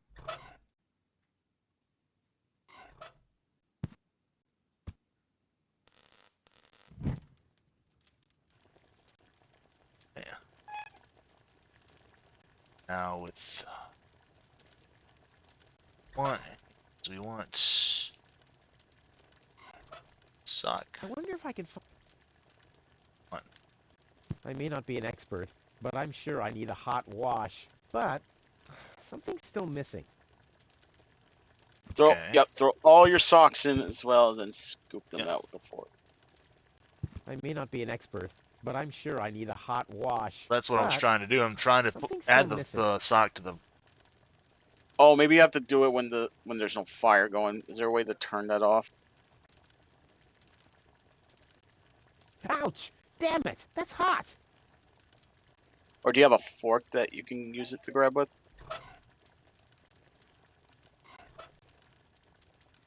I wonder if it's still hot. Ouch! Damn it! Well, nothing to fork yet. If you don't do everything yourself. Uh-oh. There's gotta... Maybe you could turn that off somehow. I may not be an expert, but Something's still missing. I wonder if I can find the second.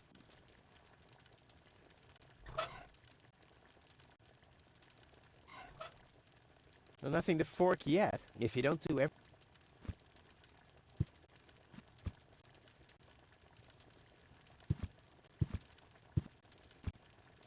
Trying to think what else you have to do.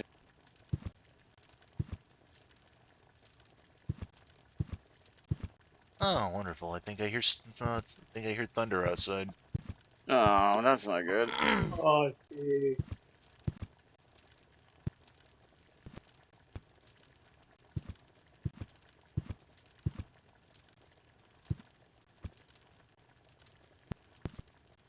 Just like it. All I need now are some provisions. A oh, gold cutter Tim for says, whatever did you add reason, a detergent? toothbrush, a pair No, of I socks, didn't. and- I actually have the detergent. I didn't even think about that. Duh. Where is the... Here it is. You would think I would remember to do that.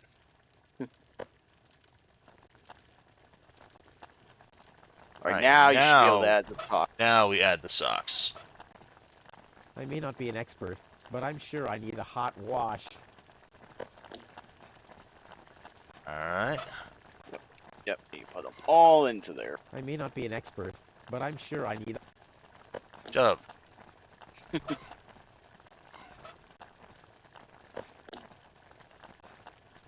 Oh, yep, and now we got that. Yep, grab your fork and get them out. Whoa, look at that! The sock changed color. Who would have thought it? But where's the other one? Clear case of subtractive color mixing. And I believe, yep, you got pair of socks. Right. So socks, bolt cutter, And your wasabi peas. Yep. All right. Got the hand looks- torch, the toothbrush. Yep. Okay. Yep. He has everything he needs.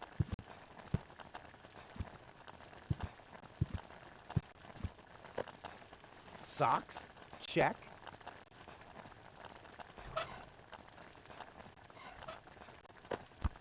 Toothbrush? Check.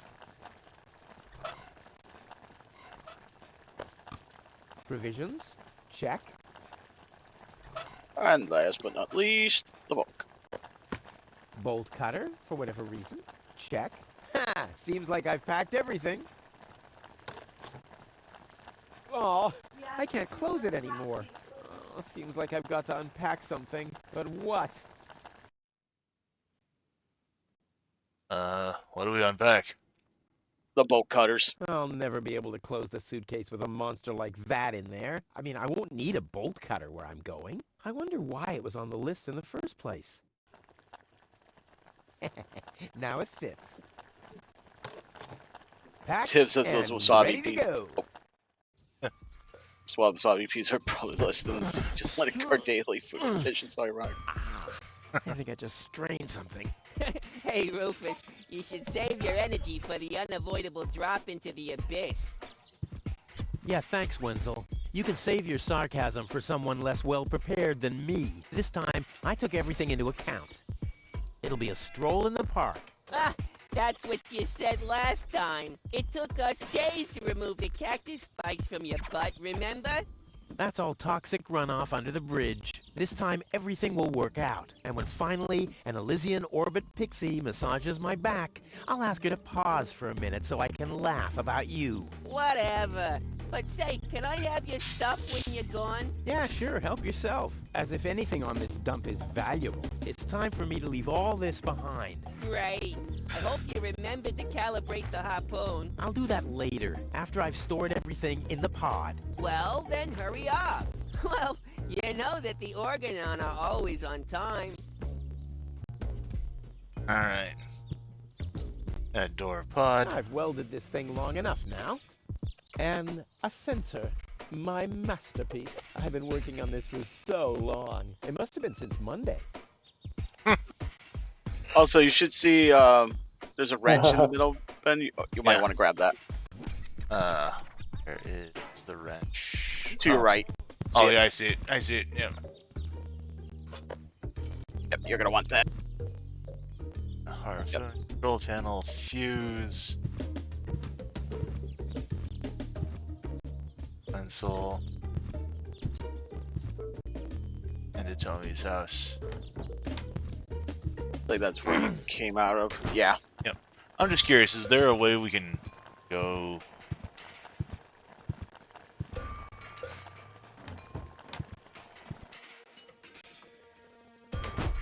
Okay. Yep. If ever. Ouch! Hot!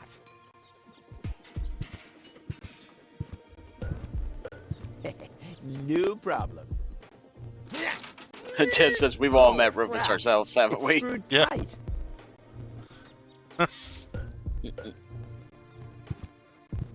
Hello, Hannock. Hey, well, Rufus. I'm really terrible with names. Did you see Tony You don't anywhere? say. Tony? Big, angry, breathes fire. My former girlfriend. Tony. Well, I guess she's down in her store, working, like everybody else, except you. So you might know that voice, Ben. That is William Roberts, who also voiced Vesemir when I was doing The Witcher 3. Oh, interesting. Is the tunnel closed again? Yes, we had another collapse in Sector 7. Another junk slide? All this trash is really driving me nuts. I'm glad I'll be gone for good soon. Are you? You bet. Well, I only know you won't be leaving through this tunnel. I'll finally leave this junk heap of a planet. Oh, yeah. Another one of your brilliant plans? This time, it's absolutely foolproof. Yeah, that's right. You being a fool and all. But I reckon you running around here has got nothing to do with any other problems. No, it hasn't. Well, good for you. Okay, the plan itself is foolproof, but... Here we go. Ha! I just need to prepare the capsule for the launch, adjust the harpoon, light the fuse, and then it's showtime! Uh-huh. Then what? Then the rockets will shoot a powerful electromagnet toward a passing Organon cruiser. The escape pod is connected to that very powerful electromagnet via a long chain. Once the magnet is attached to the Organon cruiser, I can reel in the chain with a pedal-operated winch system and pull myself and the pod up. I see. And then? Then, the cruiser will bring me directly to Elysium. Well, I really don't see how this plan of yours could go wrong. Don't worry, I'll make it. Sure. I'll write you a postcard from Elysium. You go ahead and do that. Alright.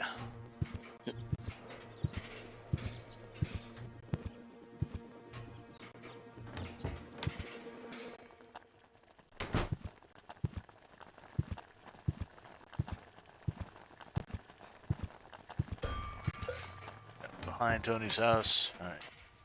Yep. So that pod you had open up in, yeah, you want to go to that. Want to open up the storage space. Click on the battery. There. And now? Okay. Now you can fit your. Now you can put your suitcase in there. There. Now where shall I put it?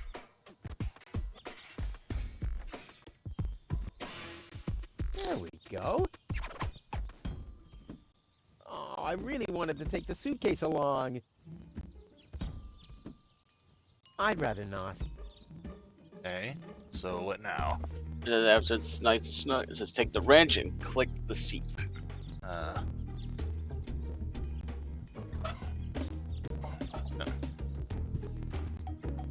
Then you click the seat. I might be able to do without this. Okay. Alright. Then, so you've done all that you Yep. could. Yep, you've done all you can. Here's now you go back into Tony's. Go down the bottom level of our house and out the door next to the coat. Use the wrench on the mailbox outside. Alright. This is the fucking space boot. He says, we do get to see Elysium in Deponia 3 and 4. It's exactly what they make it sound like, but much worse.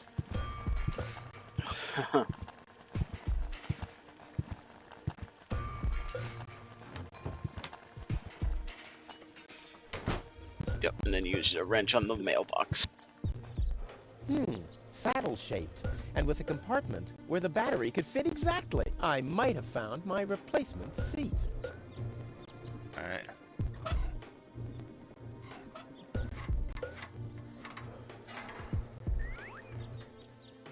There you go. Alright. Now back to the pool and put the mailbox where the seat used to be. Back to the pod, I meant. Yeah. Back to the pod and put the mailbox where the seat used to be. Yep, I heard you the first time. Yep, sorry. I meant, yeah, because I said it the wrong word. Yeah. I knew what you meant, though. There you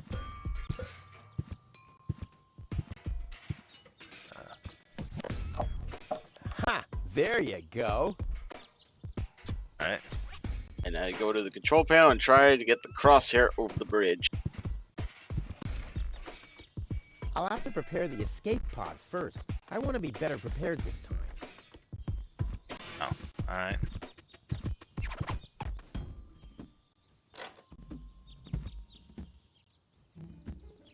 I'd rather not.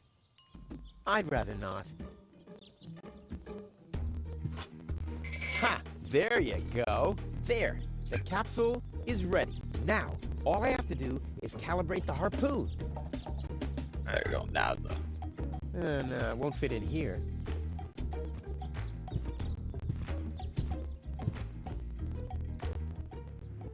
Alright. There. Too bad the two directions of the control stick are blocked, but who needs those anyway? The main thing is that the crosshairs are right on the tracks. And then I'm gone. Ha! This will be a walk in the park. Okay, so... Alright. Wait, no, I want... So it says the first word indicates which direction you should be looking on the plus sign. Part of the pad, the second word indicates which fork to take.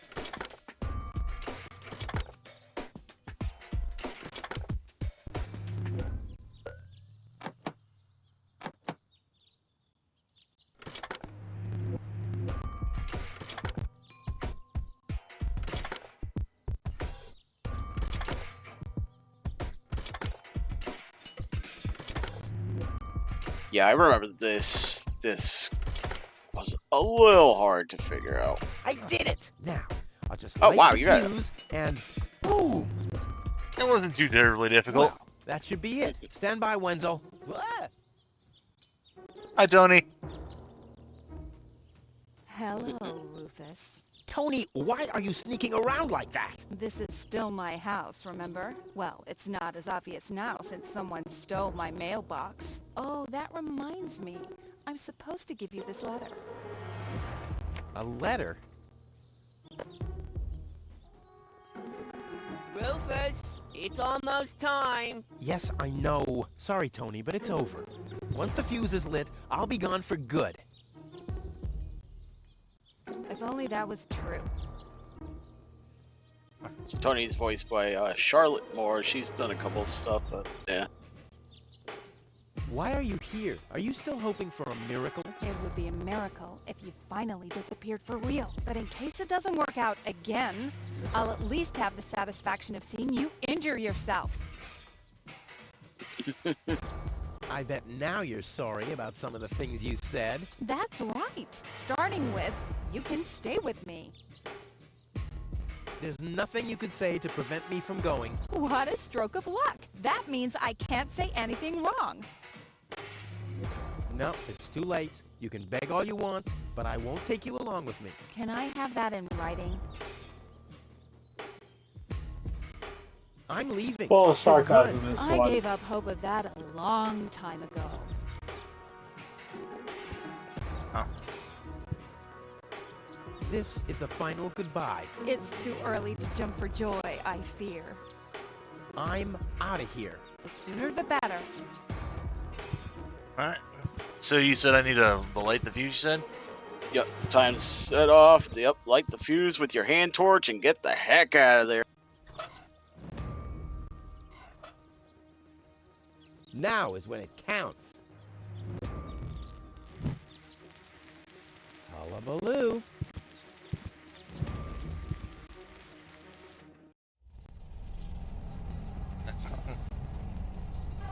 Yeah, Tim says they got the Maybe thing. I should read the letter. Dear Mr. We are happy to inform you, blah, blah, blah. Get to the point, will ya? Unfortunately, the delivery of your screws will be delayed for... Please find enclosed a voucher for a pack of rivets. We apologize for any inconvenience this might have caused. Sincerely yours. Just a second. Screws?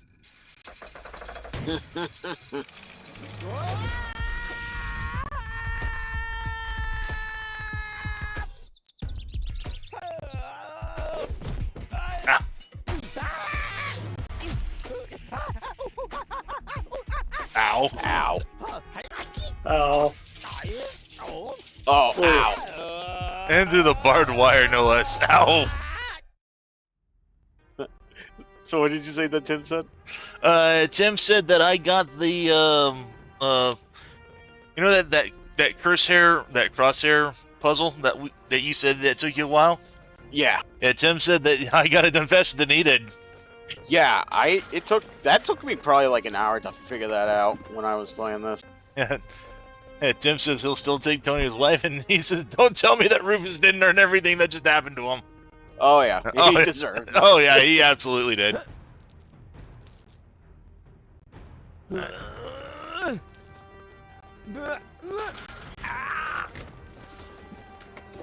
Whew. What a maneuver. Hey, my suitcase is here too. It must have got entangled in the chain. Just like I planned. Open your suitcase and grab the Right. stocks and the provision. Alright. Yeah. Oh, we don't even get the toothbrush? Alright, well. Nope. Ugh, I'm getting dirt between my teeth already. Ugh, I'd better leave it closed for now. And then you take your provisions and click on the moving gears below the blue trash chute. The mechanical arm will pop out and start to clean your mess. While it's working, take your socks and click on the hatch that the robot hand came out of. What? Hey! Aggressive little bugger.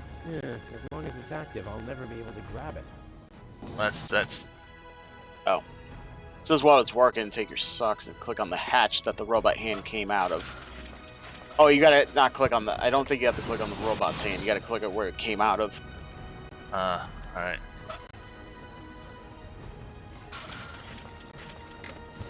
Yeah, you put the you socks right there. Alright, hatch with sock. Yep, click on that. Yep. Then now open the hatch again and steal the arm for yourself. With this in your possession, use it to break the red cross-stitch hatch.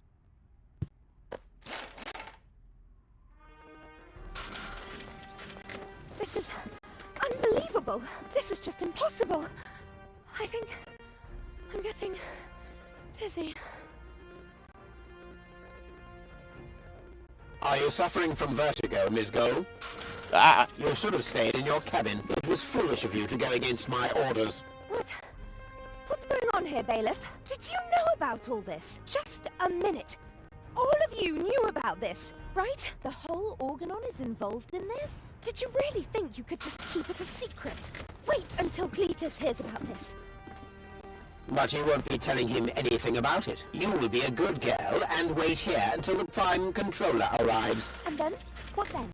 I am an Elysian, not one of his office clerks. How does he plan to assure my silence? Just you wait, Ms. Gold. I don't want to ruin the surprise. Holy smoke, a real orbit pixie. I bet you'll be pretty thankful once I've rescued her from the clutches of the Dark Exchequer. Let's go. Rufus to the rescue. Yeah, I don't think that's exactly what's going on here, Rufus. Tib says in Deponia 1, you get to hear in Deponia 3, you get to sing it. Seriously though, Organon's song is 100% my favorite song in these. Yeah, he says the absolute best fucking song in the entire Deponia soundtrack. This fucking song! Alright. It's Argus, Organon, Goal.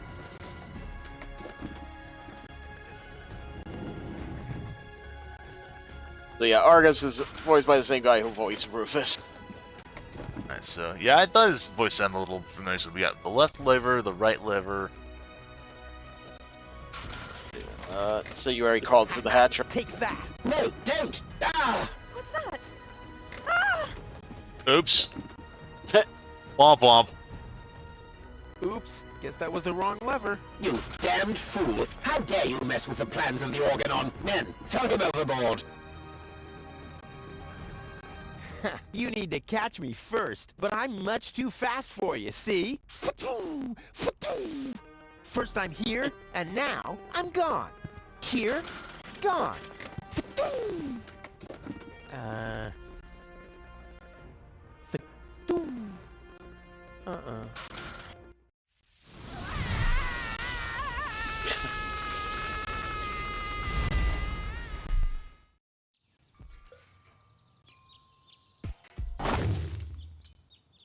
Ouch. Right in the cactus. Yeah. I was so close. But no, the minute I see a beautiful damsel in distress, wham! Well, I guess that's just who I am. I'm simply a die-hard do-gooder. Are you, though? Are you? Are you truly? Alright. So I get the feeling that was supposed to happen. If I were to hit the lever, it would just knock her into the thing anyway. All right. Yep. This is where you're gonna be opened up to a lot of stuff here. Alright. Yep, so you start with an area with the mechanical bull and a broken down car. Yep. Want to head towards the village square, you will now want to go down the alley. In the alley, you will see a bar. So go down into the alley then? Alright. Yep. I tried going down, but it won't let me go I down. think you have to go in there, and then there'll be an alley. Okay. Yep. Ah, okay.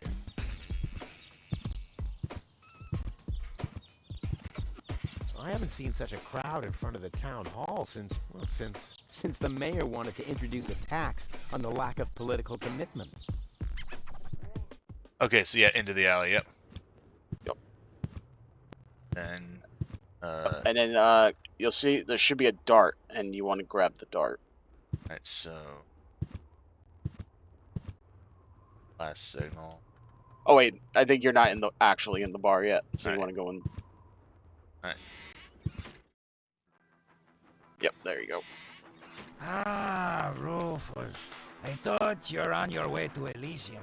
Have you come back to pay your tab? Oh, that. Oh, well, listen, Lonzo. I planned to do that, but constructing an escape vehicle costs a lot, and Don't worry, Rufus. No one here expected you to make it. Huh. Ah, great. Thanks, I guess. Alright, so we want the dart. Grab the dart and the sign of the female cow.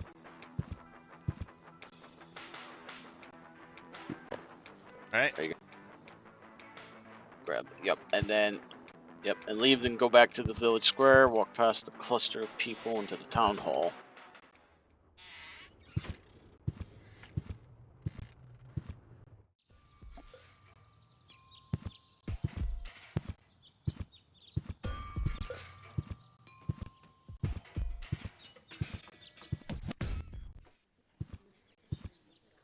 Please form a line, people. Draw a waiting. Oh, Draw God. a waiting number, Scott. and the mayor will see you in a short while. What's going on here? I Did someone refill the peanut jar? A girl fell from the sky. They say she's a real beauty. The mayor is about to decide who's going to give her shelter. Yeah, well, I doubt he'll have a hard time to decide once he's heard my story. I saved that girl from the Dark Exchequer. I am responsible for her. Nice try, buddy. But I've made up a good story, too. Mine even has a dragon in it. So move to the back of the line and draw a number like everyone else. So that guy's the same voice guy who voiced Wenzel. Alright. Alright. Goal! I have to talk to her. She's got to know who her savior is.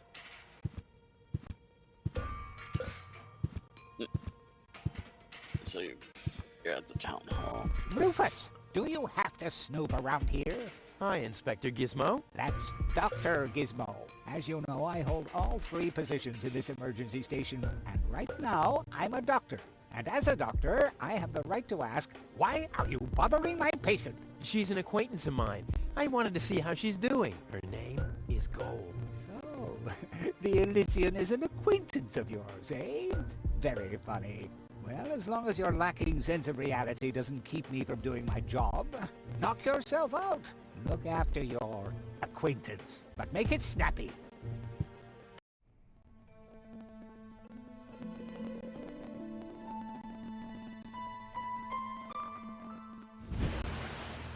Oh no, don't even. Tim says she hurts my heart. Make sure to look at the helmets of the 3 fools. Rufus, that's enough. What? Come on. Enough daydreaming for today.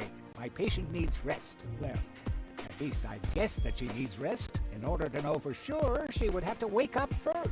She's unconscious. What's wrong with her? What does she need? To be more conscious, obviously. For further tests, she would have to be awake. Unfortunately, none of my remedies seem to work. Well, how about some really strong coffee? Ha! The coffee that can be of help here needs to be brewed. Doesn't every coffee need to be brewed? Yes, right, but... Hey, not to worry, Dr. Gizmo. I have a plan. Do the world a favor and spare us your plans, Rufus. Your wacky plans have never done anyone any good, except that the mayor granted me a larger file cabinet for patients' histories. I mean, he's not wrong.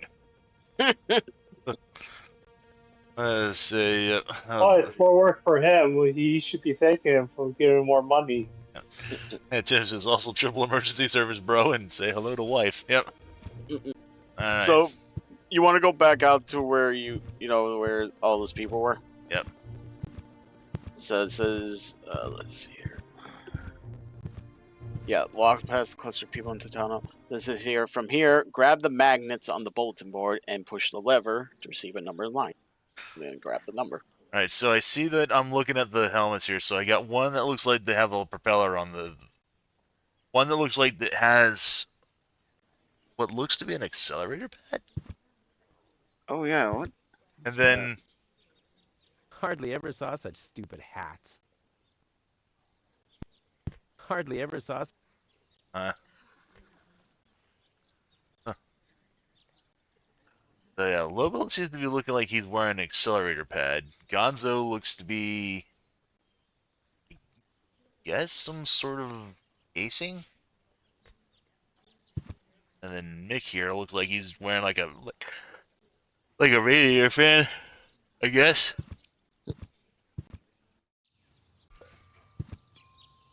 Oh, Alright.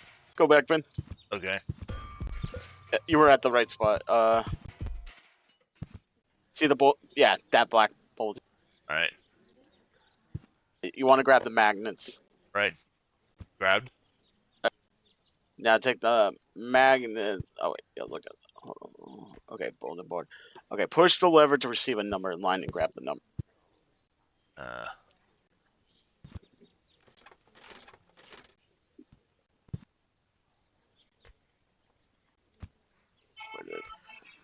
Yep, then you grab the number. If it's in there. Trying to. It's just, oh, there it is. Oh, got it. Number 66. Almost my lucky number. 66. Let me guess, you're lucky 169? Huh. Oh, well, anyway.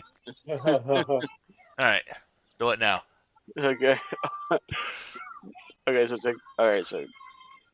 Let me just say, yeah, grab number. Okay, now go back to the outside of the bar in the alleyway. Look at the map next to the bar, then talk to the construction worker about demolition.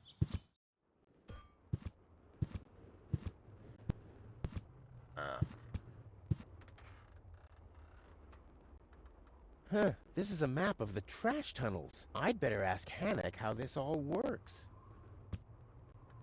Hello, Hannock. Yep, Oh, hey, Rufus. Exactly.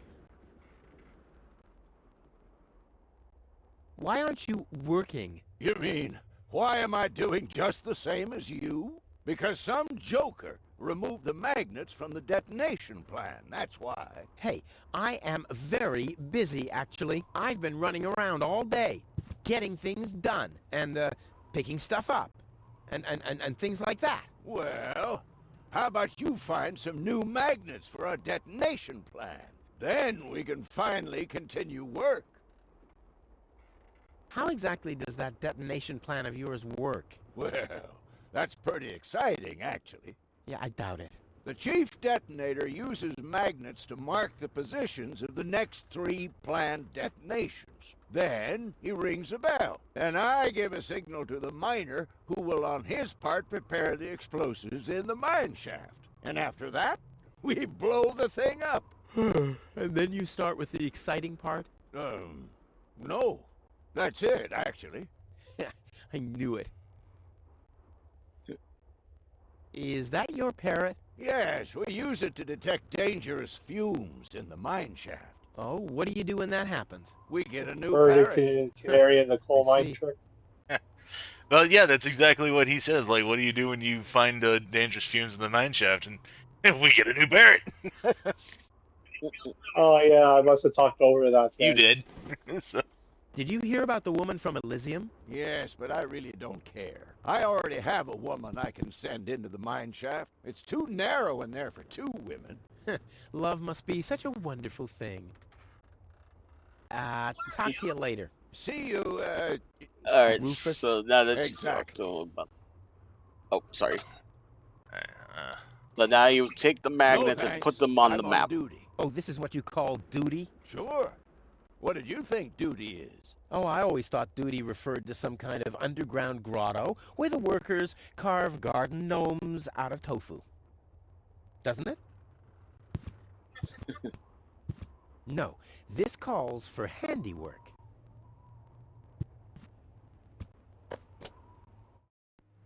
Alright. Yep, so there's a puzzle. Yeah.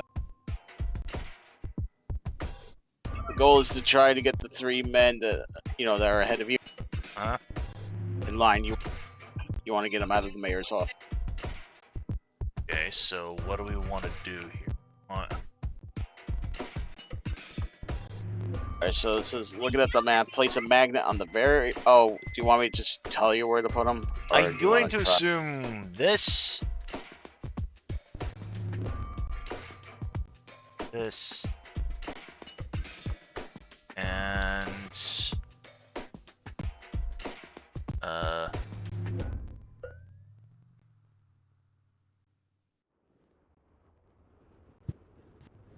This sign deserves more attention. I mean, it's a cow, and it's drinking If you beer. feel like...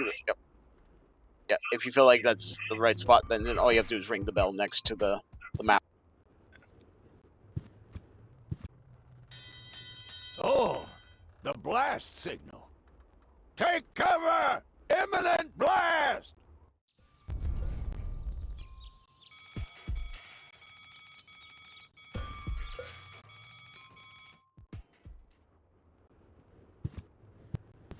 So if the 3... If they're gone, that means you did what you needed to do. And if not, then you gotta come back here and try again.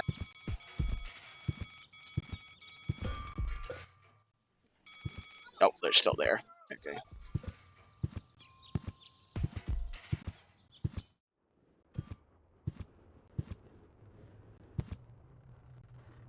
Yeah, do you want me to tell you what it is, Ben? might as well, yeah. It says, looking at the map, place a magnet on the very top 2 circles. Now put the last magnet on the lower circle on the right side of the map, and that should do it. No, this calls for... Oh, the blast signal. Take cover! Imminent blast!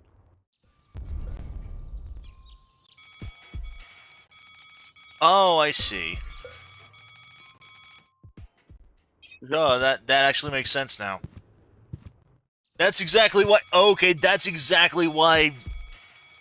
Fuck. Like Tim said, pay attention to the freaking helmets. And make sure to look at the helmets of the three fools. Yeah, because as soon as you get... Yep. Oh, that makes perfect sense now.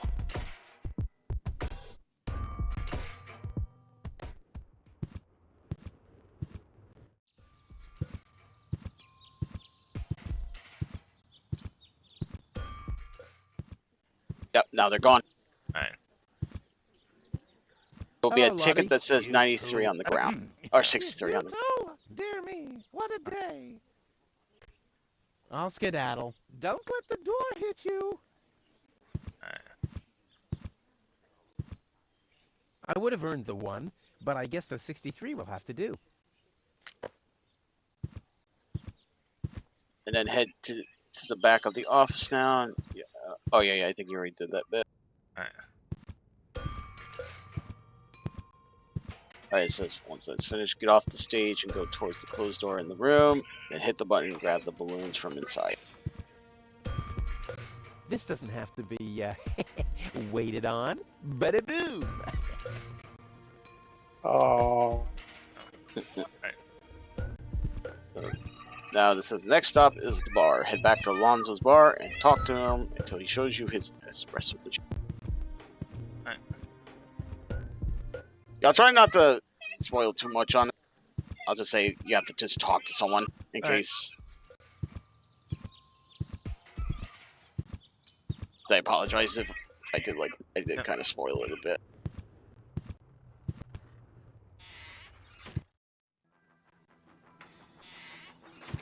Alright. Lonzo. Yeah?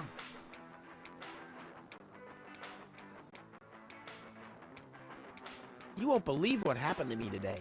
Yeah, you're probably right about that. So why don't you keep your story to yourself this time?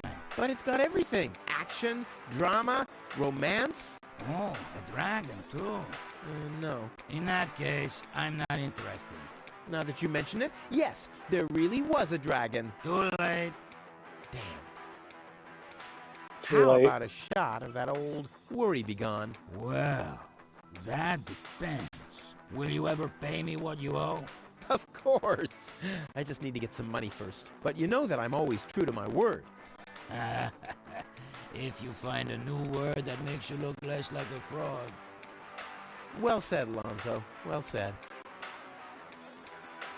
Tony really gets on my nerves. Well, that's your version. Wait, did she come here too? Someone had to pay for the table you broke yesterday. Yeah, that was an awesome performance, wasn't it? Look at me! I'm Tony! Scold, scold, scold! Whine! Fret, fight, scream! Yeah, I know. Perfect impression. Did you hear about the stranger? The girl? Yes, but I don't care. Don't tell me you want to start quarreling about her with all the other idiots. Well, you know me. I'm always the first in line when... Idiots are quarreling. Yes. Do you have something that can give someone a real boost? Since when are you ordering coffee? Did you break Tony's coffee machine again? How often do I have to tell you that you don't filter oil that way? No, this is not about simple coffee. I need something that really, really gets you awake. A kind of ultimate pick-me-up. Lonzo? Are you okay?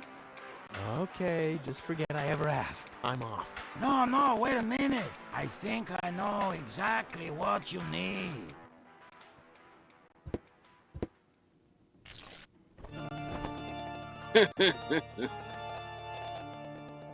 What?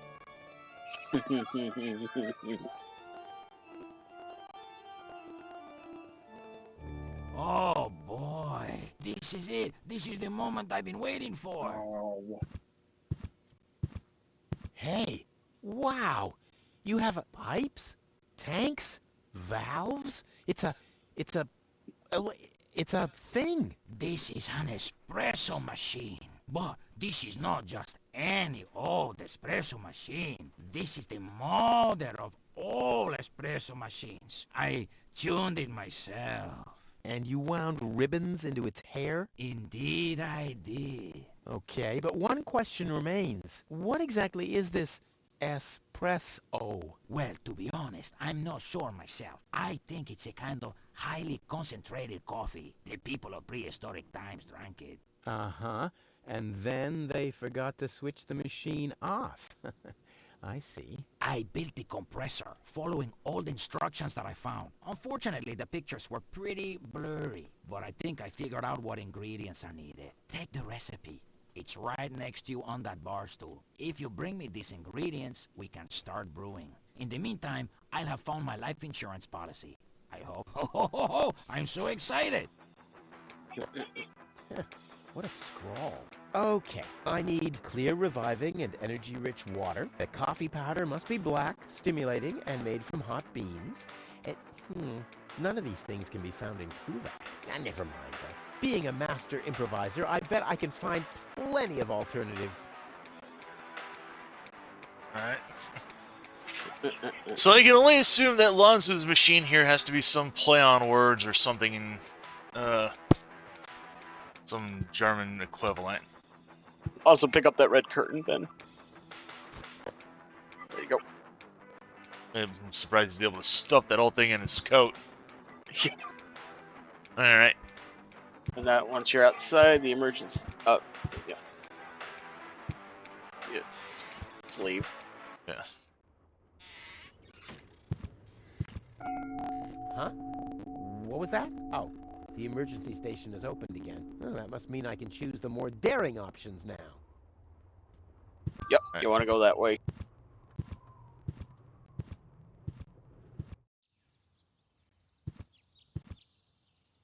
Alright. First thing you want to pick up is the dentist tool and dissecting scalpel. Dissecting scalpel. Is the dentist drill. You didn't get the scalpel, you said? Yeah, I got the scalpel and the drill. Okay. It says next, take a balloon and fill it with laughing gas.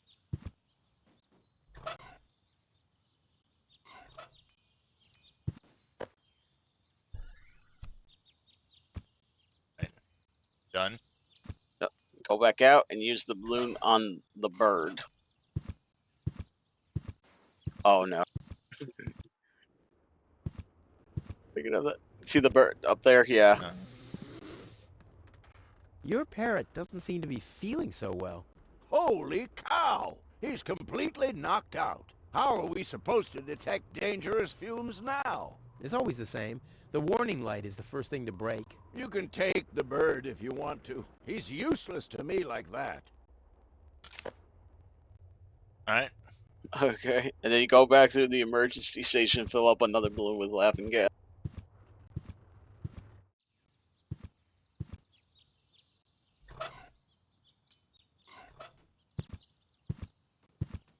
And then you press the lever down.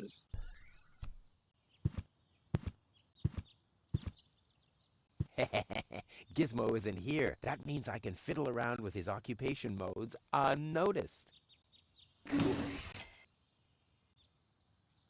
Just down one, you said? Yep. The room should now have a jail. The wheel that rotates along with the rooms will have an open cubby hole now. Grab the foot letters from it. It looked much lighter lying in that cupboard. And then now push the lever down once more.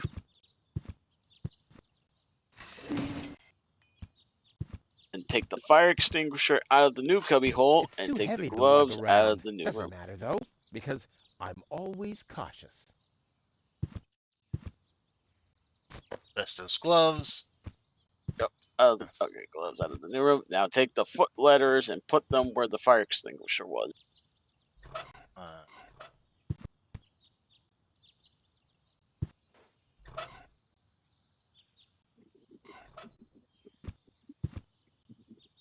That's not gonna flee. Put them where the fire extinguisher was.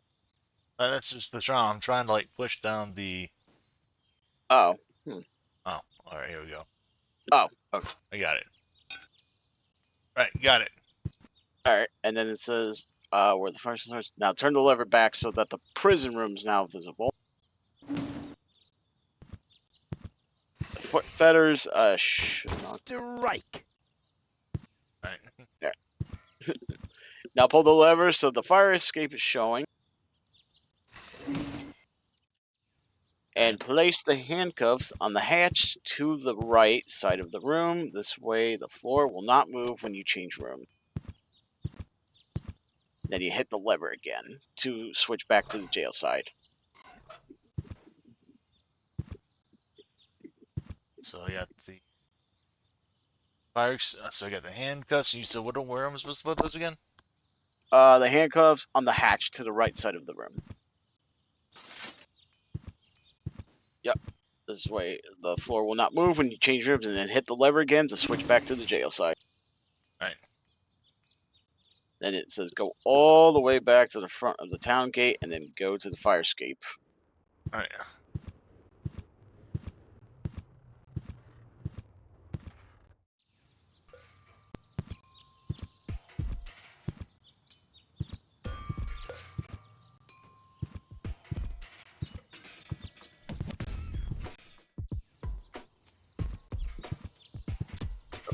Town gate.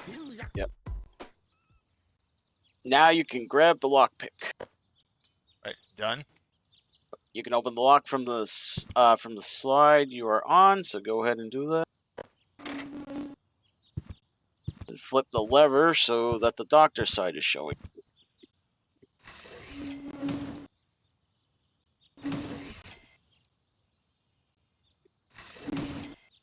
Alright. Yep, there you go. Now use the lockpick on his cubby to get the stimulant and syringe.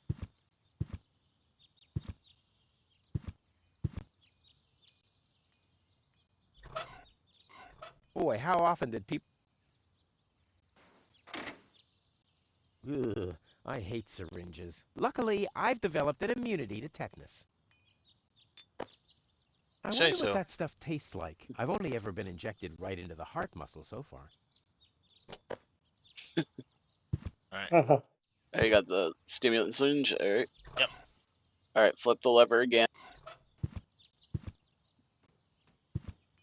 Then it says go down the fire escape. Now put this. Yep. Just go down the fire escape. I think you use your lockpick to get back in there.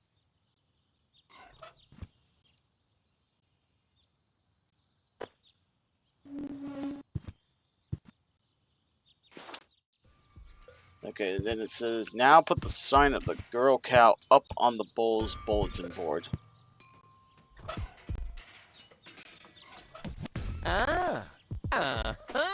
Brilliant idea, Rufus. What could a lonesome bull crave more than a well-chilled glass of gnat's piss? And then there's one more thing. Okay, I'll use the cow. Main thing is that it worked. Okay. Then put the red curtain on top of it. Yep, put the red curtain on top of it. Aw, does that upset you? Well, an accomplished matador like me knows how to bring the blood of a bull to a boil. Or whatever liquid it is that's pumping through those tubes. And then you use the syringe on him.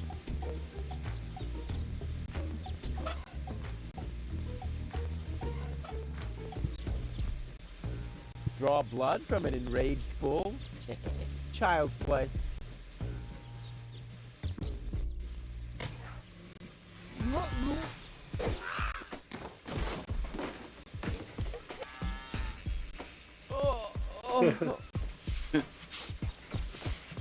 Right back into the Bull keg. blood. Check. Yeah. Alright. Oh, friend. Now you gotta go back and see. Now go back to Tony's house. It's through the village center. Yep.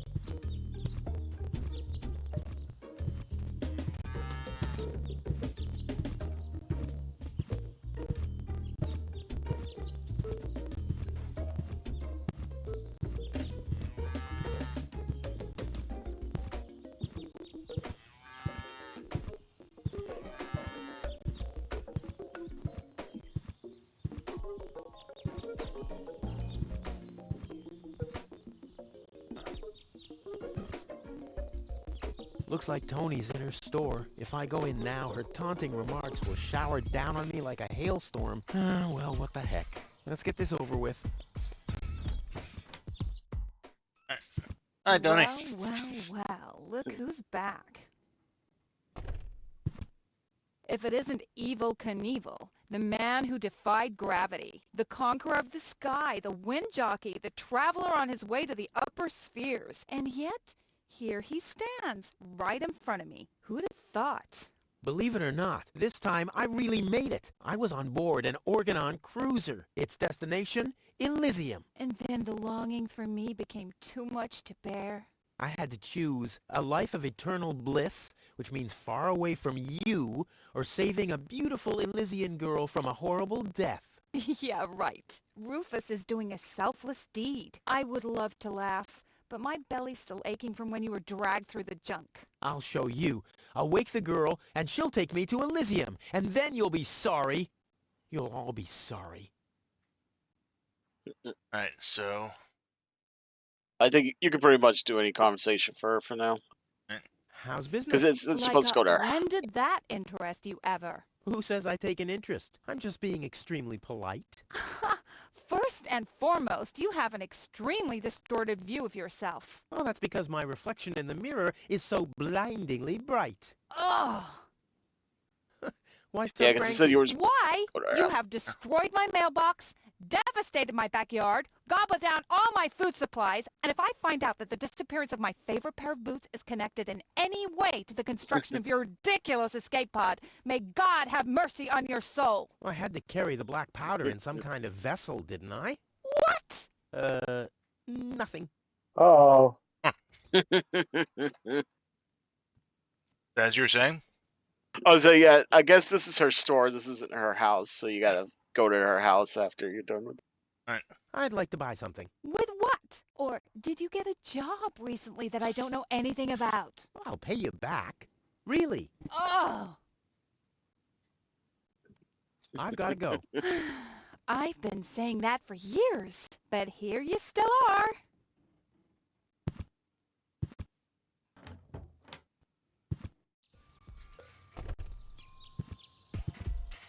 Yeah, let's actually know how you get to her house. Yes, it's now go back to the. Oh yeah, so now go to Tony's house to the village center. It's Wenzel's house.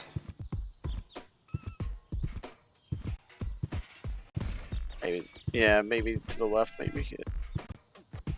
There it is. Tony's house. Yep. Yep, Tony's house.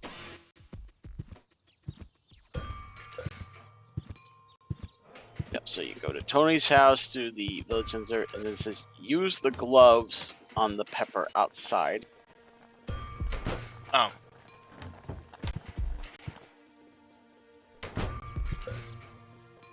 Oh yeah, because that's right, because he had his hand hot the last time he touched. Ouch! Hot.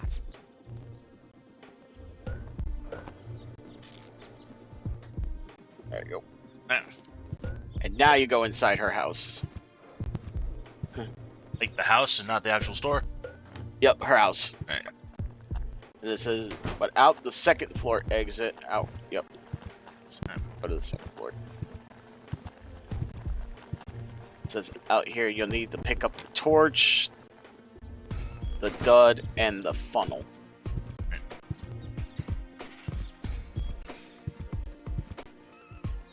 So you got the torch, dud. You got the dud! Hey, looks kind of like you, Poindexter. I do it! Alright, and funnel. Yep. Yep. And then it says combine the dud and the dissecting scalpel in your inventory Alright. to make something. I won't say what it is. So I'll just The let it. dud and scalpel. Alright. Well, there we go. Black powder. Alright. Black powder.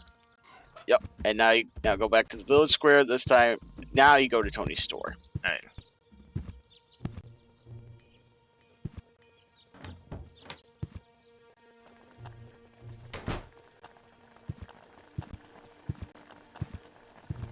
Alright, because she's going, yeah, so she has to be doing something in there, and if she is, then, yep, you'll be able to, there's something else you're going to have to grab.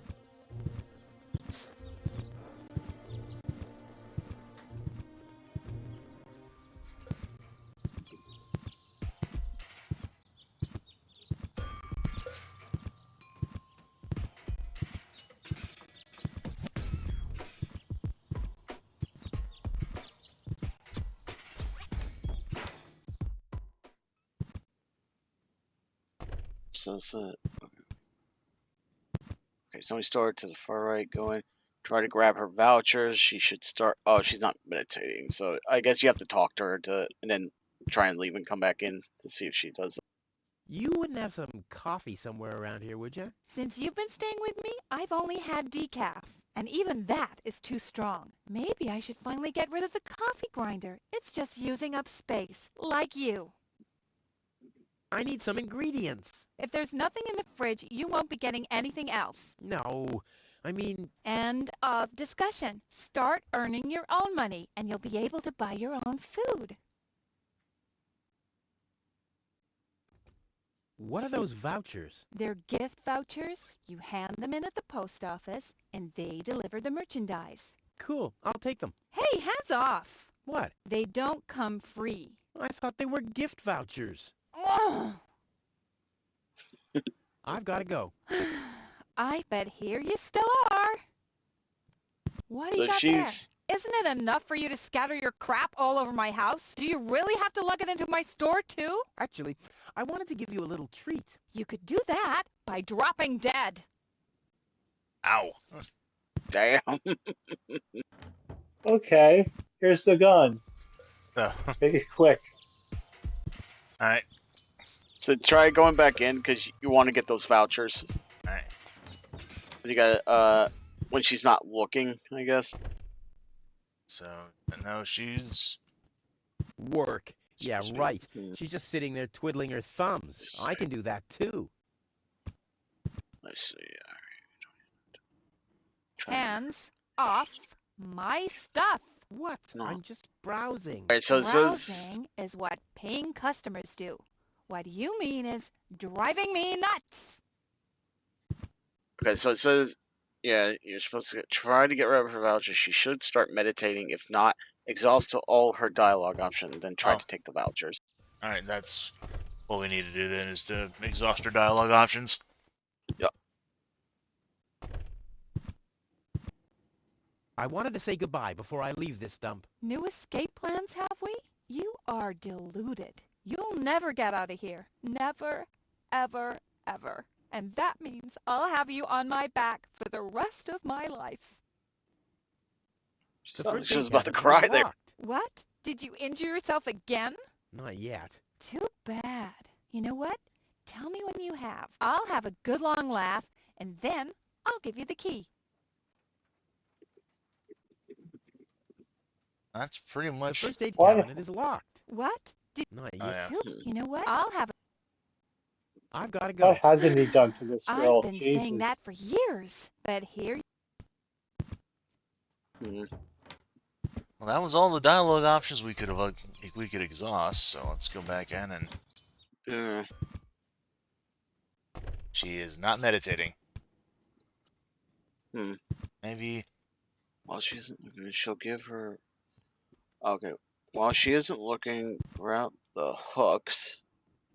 She'll give you her first... Yeah, Okay, so while she isn't... off my stuff. So we Yeah. That's what it says to do here, but... Hey, stop it! What exactly are you trying to pull off? I just thought it'd be good to take some of these mail order coupons with me. Then I can use them to send all my friends on Deponia some hooks and lead weights, obviously, just like it says on these vouchers. Okay, first of all, you don't have any friends. You are a self-centered egomaniac who doesn't give a bleep about anybody apart from himself. Besides, what makes you think you could just walk in here and take things from my store? Couldn't I just pay you later? Pay me later? Pay me later? How the heck are you gonna pay me back, smartass? Or did you finally, after all these years, get a real job? Did you? Well, not exactly, but... Isn't it enough that I still let you live at my place? That I still feed you? And I guess you think you're thanking me by letting me get rid of all the junk and garbage you produce every day. Why am I still putting up with this? I mean, really, why do I still do it? It's not like we're still... Oh, this sucks! My blood pressure! I have to meditate. There you go. Breathe in. Now, breathe out. Now you grab the voucher. Hands off. All right. Wait, it says you can grab them. Ouch! Hey! Alright, so we got the hooks. Ouch! Look at that! Ah, such a tiny wound, and what a great pleasure. That is to say, wait a minute. You dirty rat. Did you try and steal hooks from me again? Tony, please, I'm bleeding to death here. If there was even the slightest bit of hope that you'll ever learn from your mistakes, I'd say, suit yourself. But unfortunately, you've proven once too often that you'll never learn. So here you go. Just take the key for the first aid kit and get out of my store.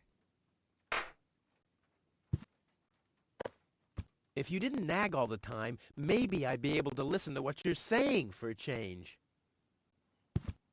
Yeah, so the vouchers, yeah. I think if you look at her eyes when she's meditating, I think there'll be bits where she will close her eyes. So you have to get her blood boiling again. You know, Tony, I've been through a lot lately. You don't say. If you didn't injure yourself all the time, I wouldn't have any fun in my life at all. But in case something happens to you again, you know where to find my first aid kit. I've got to go.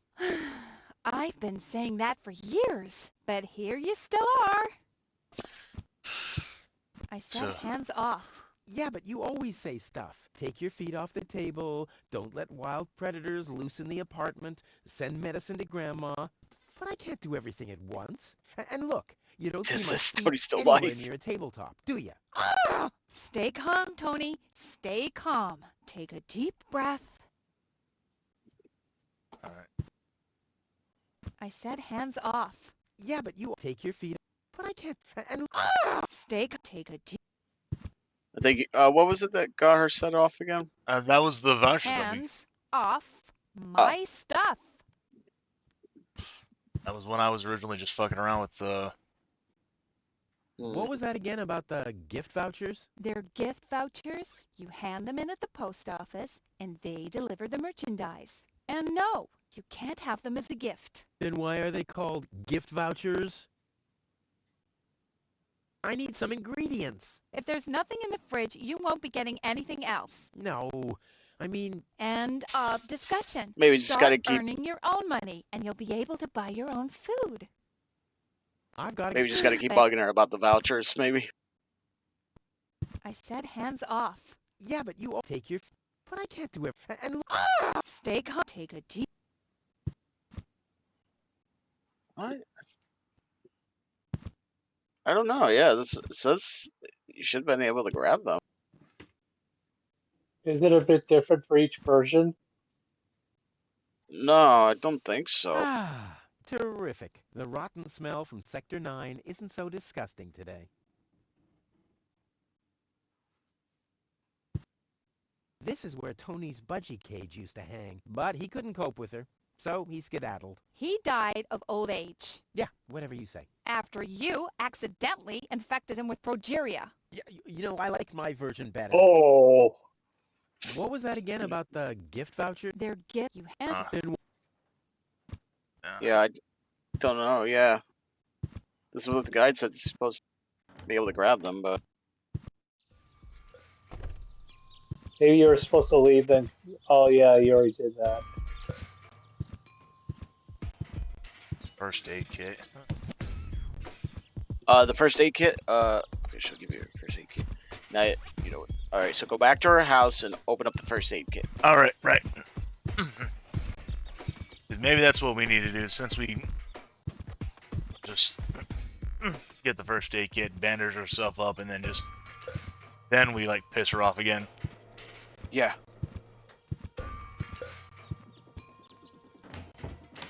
Oh, yeah. Why? That's so weird. Why would it say? Okay, I guess you weren't supposed to take the voucher when she was meditating. Look, this guide. I swear to God. Somebody seems to be hooked on hooks, but it's not me. Tranquilizer. Now you want to combine the dart and the tranquilizer. Tranquilizer. Syringe, chlorine. Dart. I'm as deadly as a poison dart frog, but much cooler. A poison dart, Right. No, you gotta. Dart. No, you gotta go back. Dart. You gotta go back to Tony's shop. Okay, we gotta hit him with the fucking dart. Oh god. Okay. No, we're not. No. No, thankfully he's not that rude. He's not that heartless. He's not gonna use it on her. You're gonna use it on her shop. Okay. You gotta shoot. In the open window. Oh, maybe. Oh my God, maybe he is. Never mind. That's what that's what I'm thinking. We gotta throw the fucking dart through the window at her and knock her out. Yeah. So you gotta shoot it through the open window, and then you can get the voucher. That's a great idea. All that's missing is a blowpipe. Okay, so It doesn't say you need the blowpipe. That's a great idea. All that's missing is a Yeah, it says blowpipe. equip your dart gun and click on the open window. oh, what do I do here?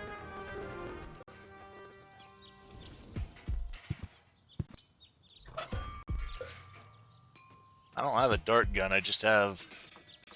Oh, it's is that the fourth one? Oh, that's a dentist drill. Stunned.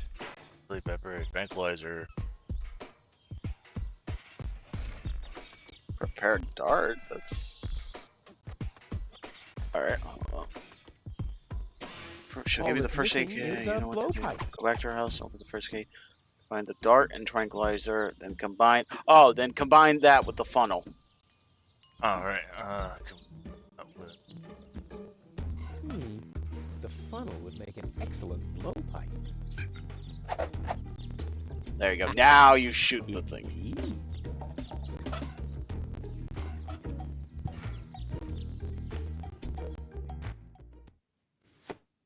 What the? A dart? A little longer. And... Oh, what am I getting mad at anyway? strike. All right, now you get the voucher. You were Hey, Tony, saying? I'll just grab a couple of these vouchers, okay? And while we're at it, can you do the dishes this week?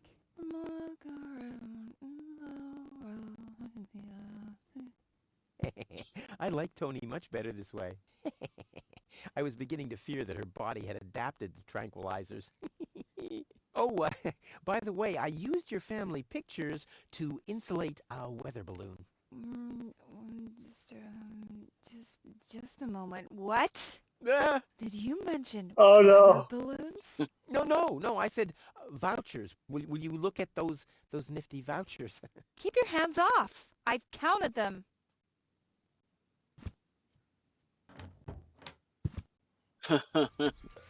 Didn't work as well as you thought. Says, yeah, go back outside and combine the balloon and hook in your inventory. All right. Tim says that says everything and says it all. All right. So hook with the bone. Go. All right, done. All right. Let's see. Now go to Wenzel's house in the bottom left corner.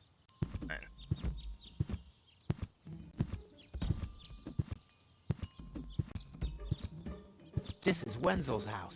He'll be flabbergasted when he hears about my newest adventure. I bet he'll be pretty disgruntled, because he decided not to come with me. He'll start shaking and get crying fits. Why am I not as cool and daring as you, Rufus? I also want to experience such great excitement. But deep down in his heart, he knows that he just isn't cut out for this.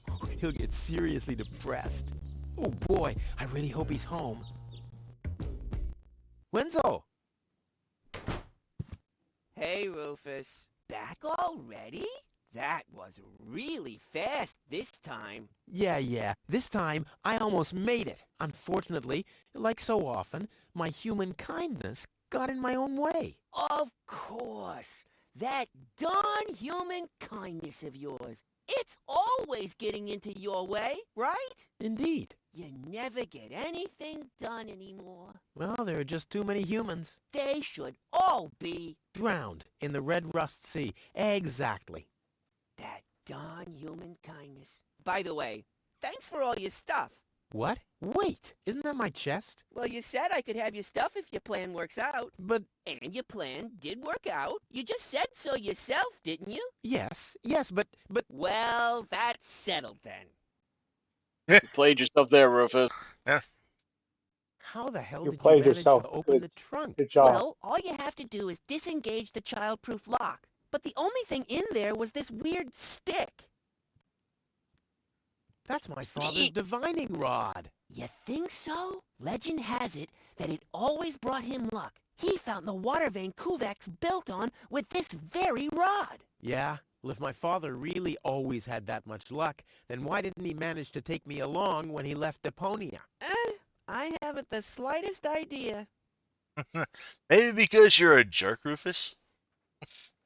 Yeah, Tim says you can't really blame Wenzel. I can't either. Hey, maybe you can find water with the divining rod. And where, pray tell, would I start to look? In my basement? I should say that's highly improbable.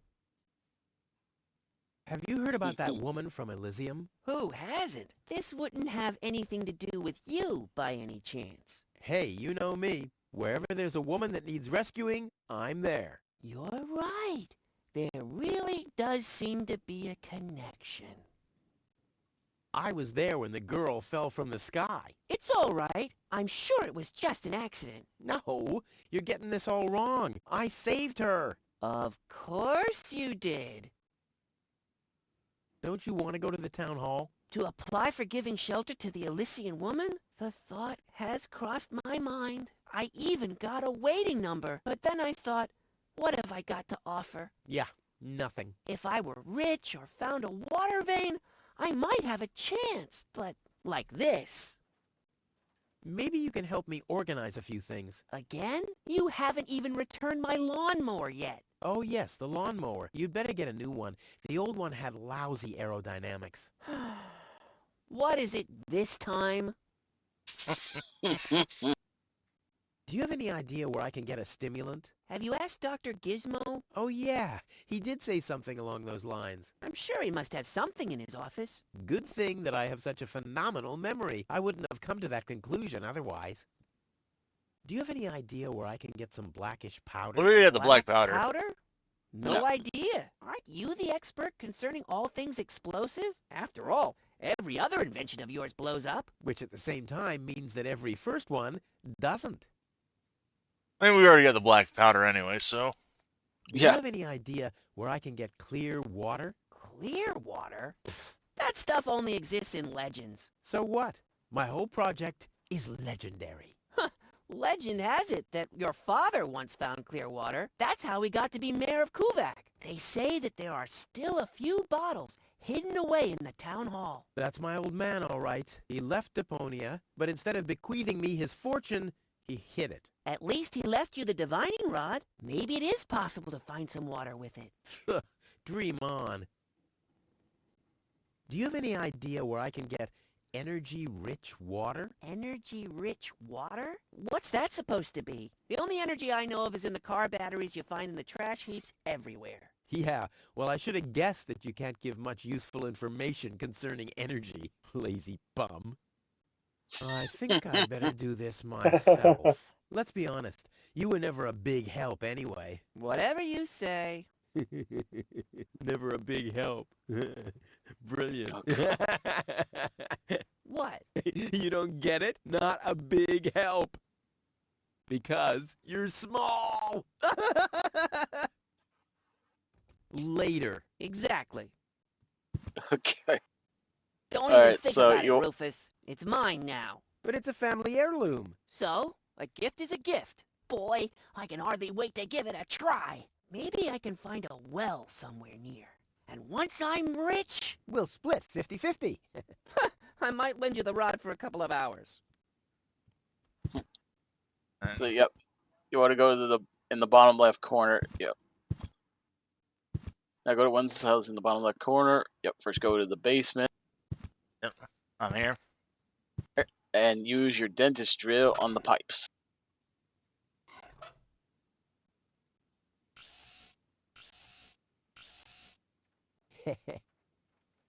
Then go upstairs and open the furnace.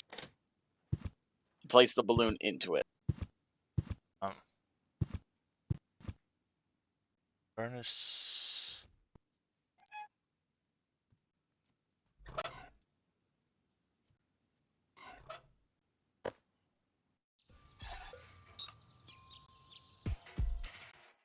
This wasn't half as funny as I thought it would be. All right. All right. Place balloon. Also grab the sponge off the counter. Done. Yep. Now go outside and above Wendell's house, kick the pipe and use the reservoir tap to flood Winslow's basement. Oh, I should have probably said that, damn it. I should have All right. So you gotta get it top of Winslow's house. All right. I mean, I kind of figured we'd be doing something when we got that freaking thing opened up. Yep. And drilling the holes in the pipe. Probably be like, yeah, we're probably gonna do some shenanigans here. All right. Yeah, I think you just go this way.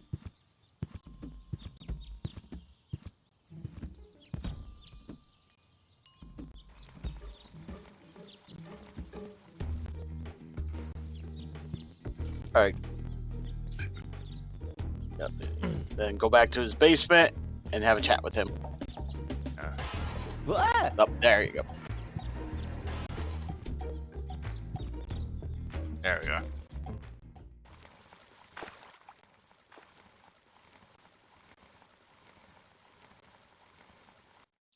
Poor Wenzel. His tender heart will break when he finds out that the well in his basement isn't real. Quick, I don't want to miss the moment.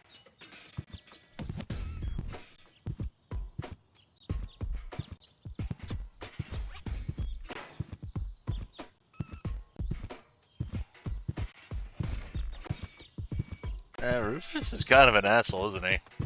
Yeah. Yeah. Just wait until we get further into this game.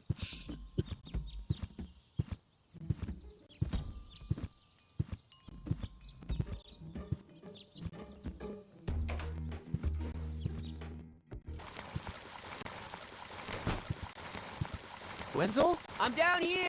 Come quick! You won't believe your eyes! Poor Wenzel still thinks he struck water down there. Instead, his cellar is simply flooded. Bad luck. What's up, Wenzel? I struck water! Well, Wenzel, maybe you shouldn't get too excited. Sometimes you just think you struck water, and then it's just...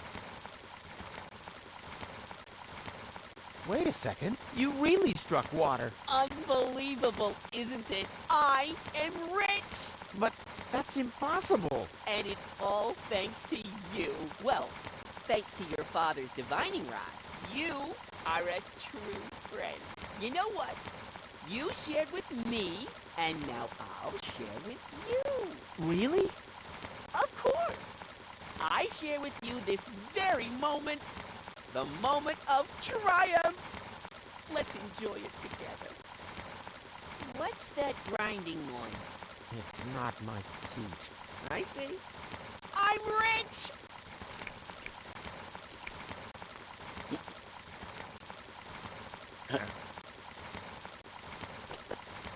Oh, we're now, at least we're stealing the divining rod back. Still, this is for Roof. I don't want anything to do with Wenzel's stinking well. You pretty much just gave him what he wanted.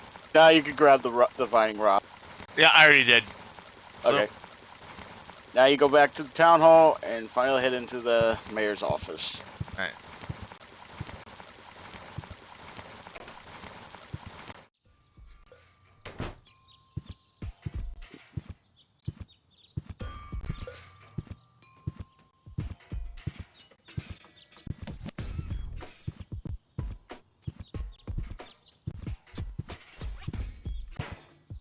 Want to, yeah, exhaust your dialogue options with him.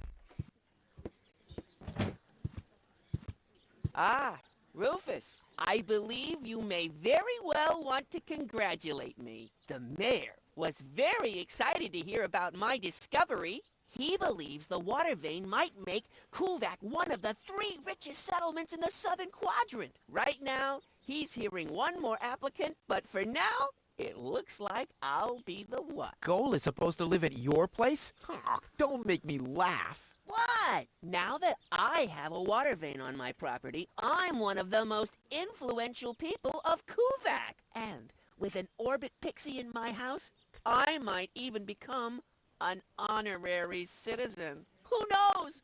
One day, I might even follow in the footsteps of your father. But I was the one who saved her, and I'm the one who gave her shelter. Rufus, you don't even have a house. So how do you suppose you'll convince the mayor? Well, That's a point. Next up, number 63, please. Oh, hey, we got... Is it my turn already? Yes, it is. I already called your number, didn't I? Hello, Lottie. You again? you again? I officially want to deregister my residence here on Deponia. Although a lot of people will be glad to hear that. Me, for instance. That won't be possible today. The mayor is pretty busy I'll skedaddle. Don't let the door hit you. Yeah, now you go to the mayor's office. Rufus, so how do you suppose you'll convince the mayor? Well,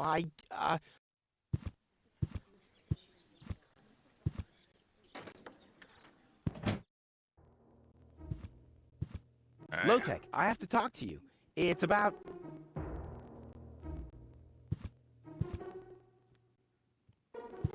Low-Tech?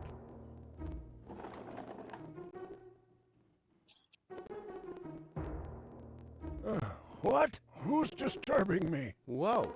Are you really sleeping in your desk? This is the mayor's traditional resting place. Before me, your father used to sleep in here. That was before he betrayed the community. Huh.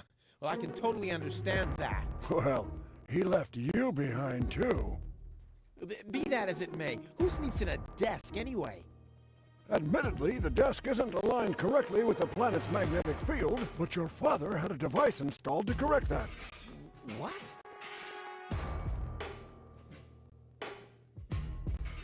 I'm So yeah, pretty the much Elysian just, girl. yeah. They all are, but you're too late.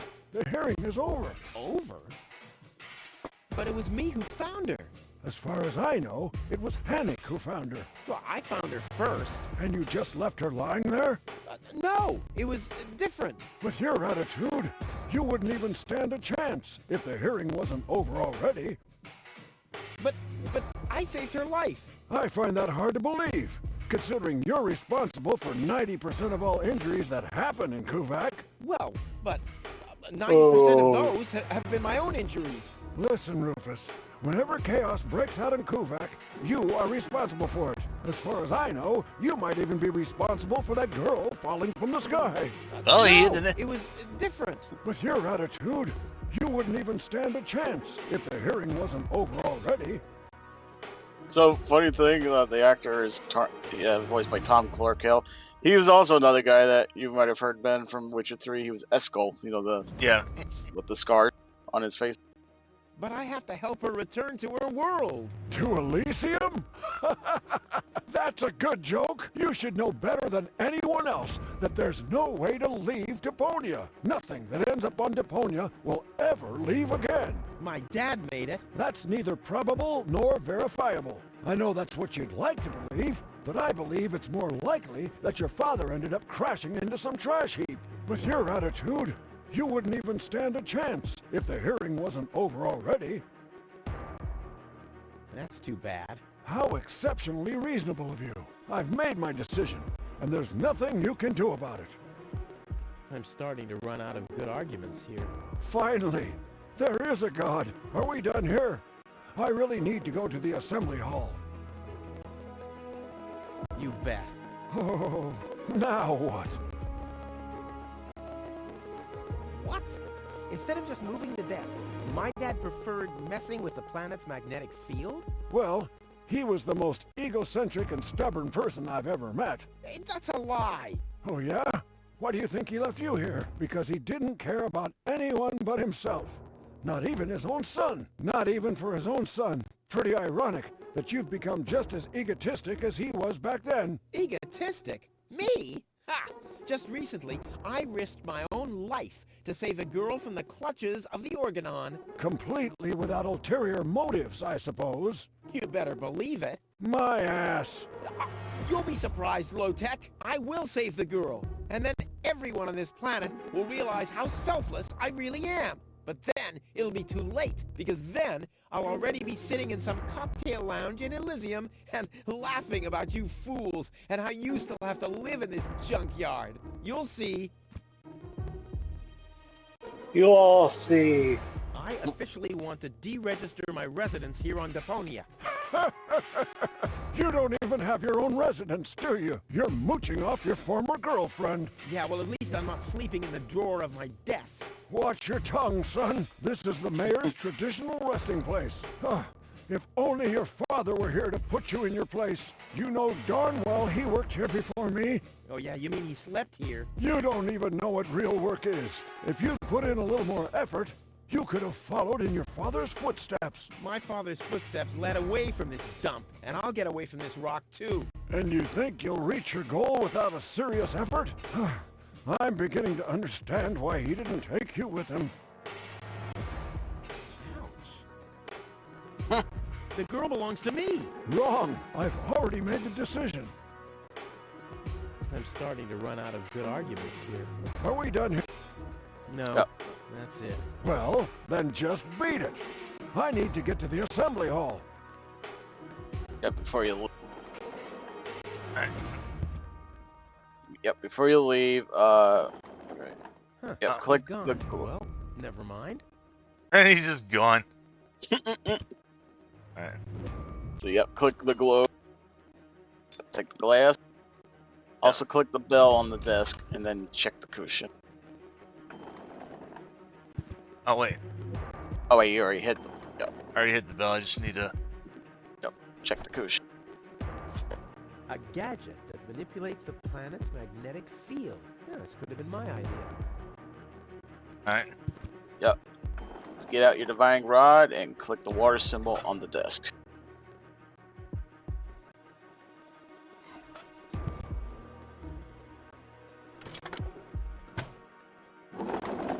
What's this? A hidden compartment? Well, looks like Dad's secret will see the light of day after all.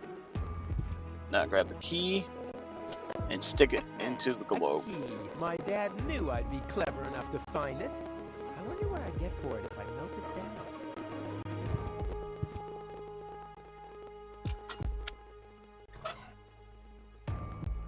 Yeah, booze. Oh, this thing is beyond repair. This might be unnecessarily complicated, but I'm certain Dad wanted to make sure that I'm the only one who could get this far. Get to his big secret. His legacy. His liquor cabinet.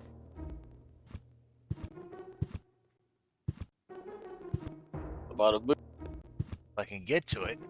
Oh yeah, you're stuck. Huh.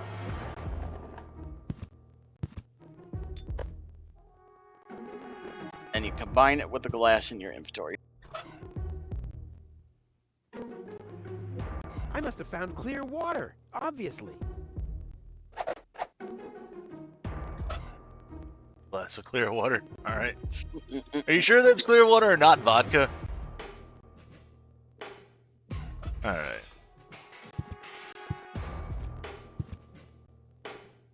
Alright, so... Alright, now Well, it says... clear water is this. Well, clear water is this type of currency, though. Here. Yeah. Tim, so you want to go? Did progress for one day, so yeah. Yeah. What's up? Go all the way back to Tony's house and dip the sponge in the pot. Alright. It's still boiling hot for some reason. Alright.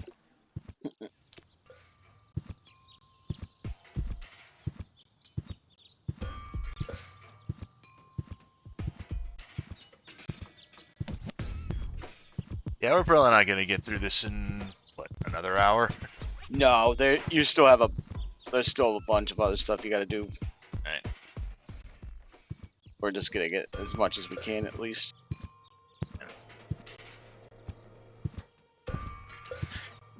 Yeah, see, if I was working tonight, yeah, this would be about the time I would have already like,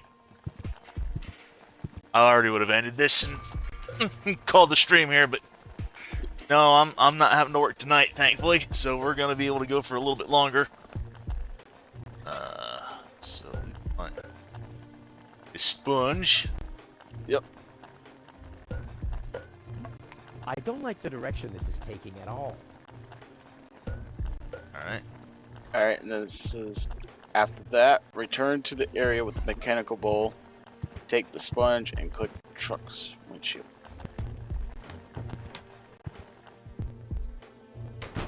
Alright. You said back to the bowl, you said, right? Yeah. After that, yep, so it's return to the area with the mechanical bowl.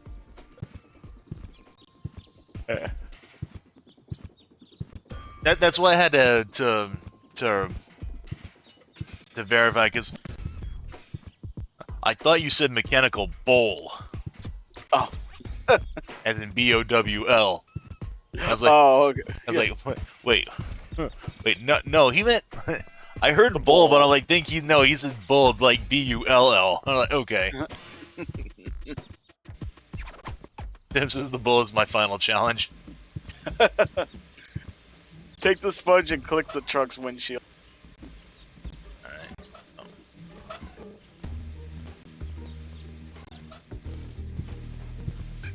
The windshield. Is this really necessary? Aw.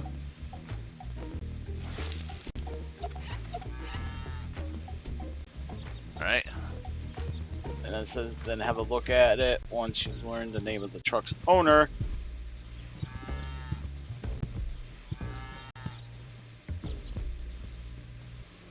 Oh, great. The rust bucket's dead, but the lock is still working. Second. Luckily, I'm a gifted lockpicker. What? Not even with this? What kind of a lockpick is this? It says, yeah, it says take the sponge, click the truck's windshield, and have a look at it once you've learned the name of the truck's owner. Okay, so how do we find the truck owner then? I think you just gotta. Did you click on inside the windshield, maybe?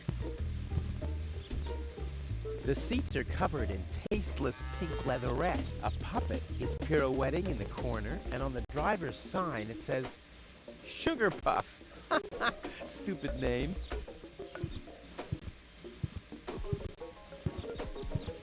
So now it says, now you want to go back to Hannock outside of the bar. Ask him about key. Oh, it belongs to Hannock. Okay, for some reason I thought. Hello again. Hey, Rufus. Exactly.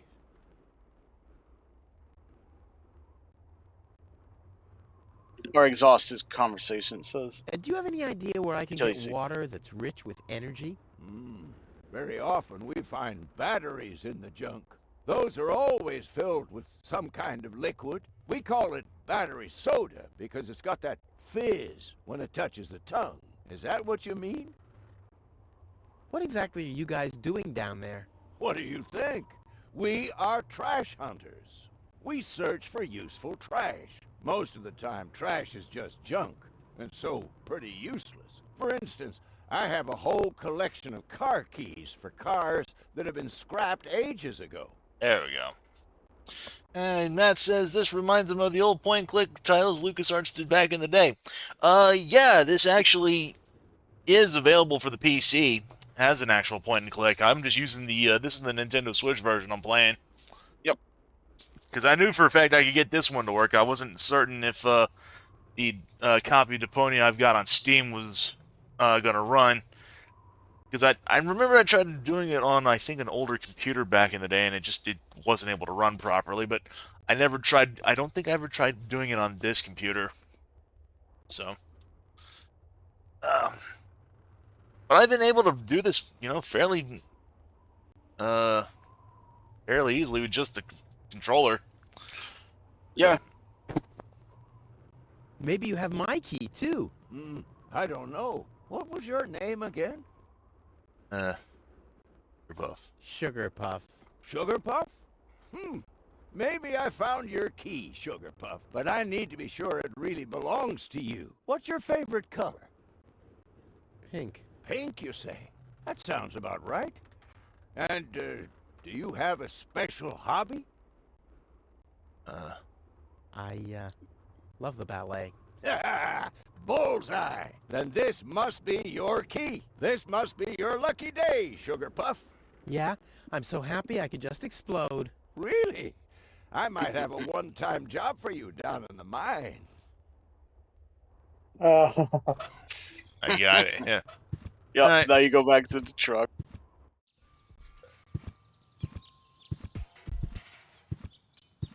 I can imagine Rose just trying to say, that's gotta be the most humiliating thing I've ever done. Yeah. Matt says, I played the Telltale Sam and Max games on the Wii using the Wiimote's pointer. It worked well, but the port was kind of janky. Yep. I can believe that.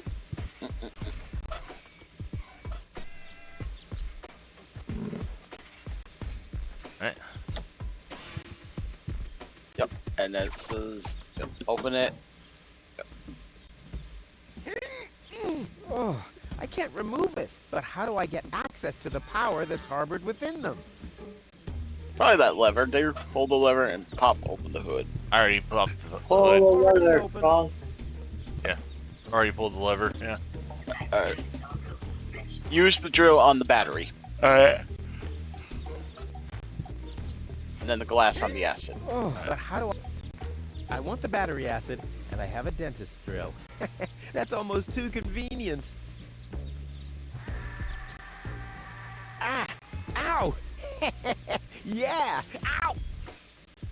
Alright, and you said use the glass, right? Yep. On the acid.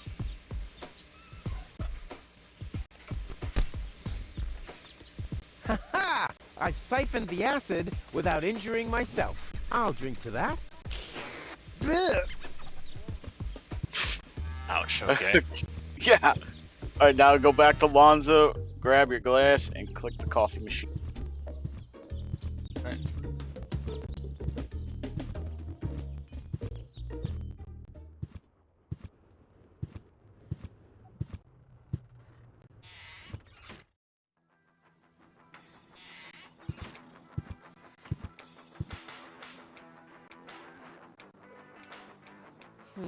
The water's still lacking something reviving. I mean... Did you grab your glass? Yeah. Oh, and then click the coffee machine? Yeah. So, yeah. Coffee machine, yep. The water's... Oh. So then glass The on cup the is acid. still empty. Still being the operative word here. Oh, that's weird. There you go. Oh, okay. Then click the coffee machine to grab your coffee powder and click the coffee. Let's see, hang on.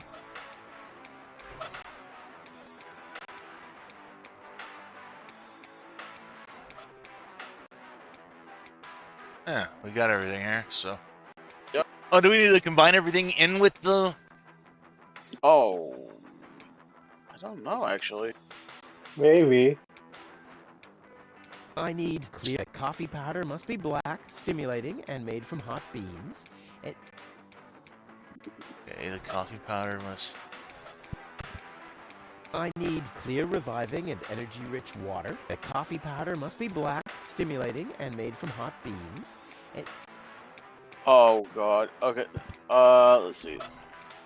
Okay, you're almost done. Okay, now go back to Lonzo, grab your glass, and click the coffee machine. Then grab your coffee powder and click the coffee machine. So...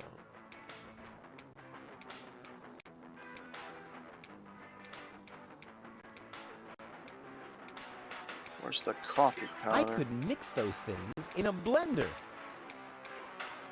The chili could be part of the recipe.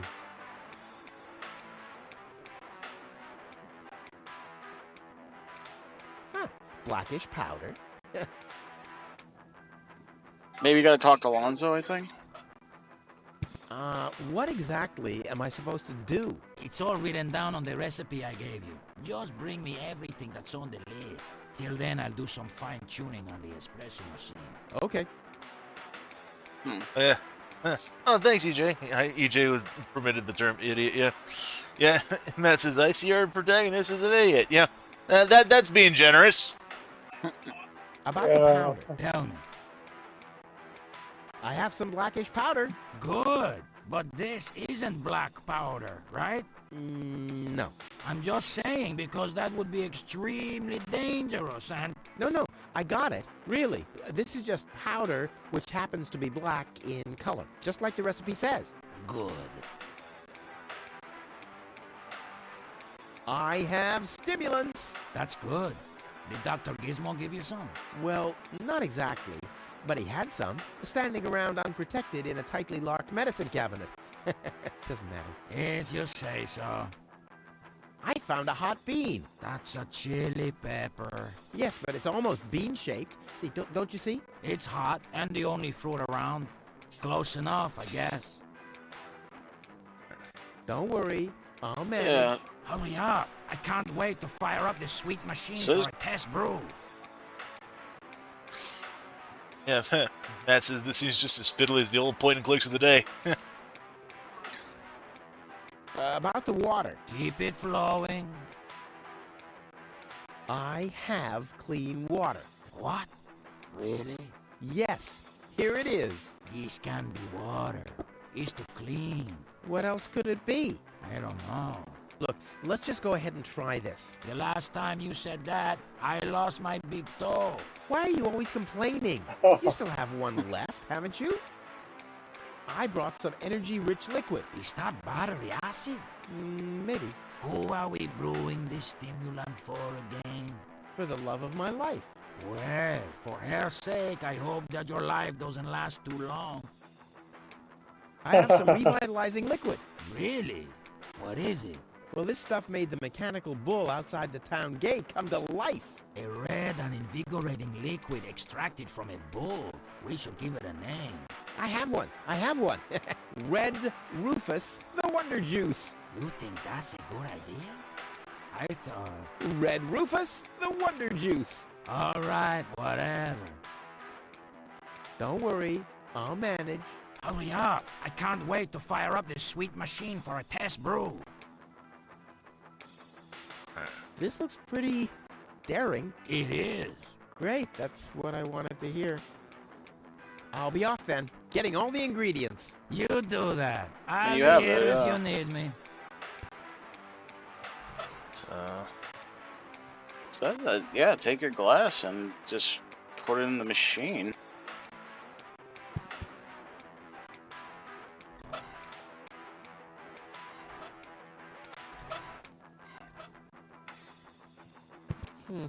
The water's still lacking something. Oh, I think I know what I need to do here. What's up? Where's the... Cool. I already have the special water, at least.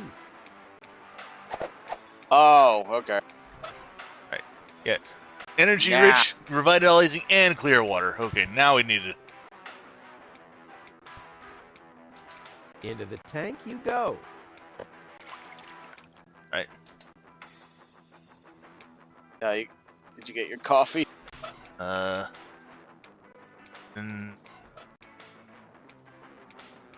This, for once, is not an... I think I'm making good progress.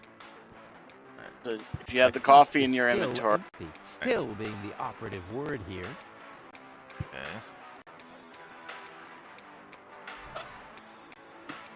So here's the black powder.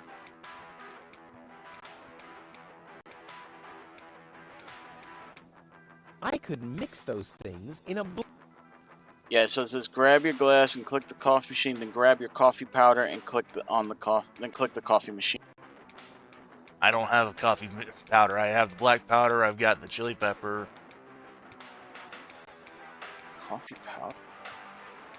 Yeah, I got the chili pepper. I've got the black powder. You did say we can mix these in a blender. Okay. It said Red Rufus make you stab a beloved character in the back. 10 points if you get that reference. I don't. So where do we find a blender at?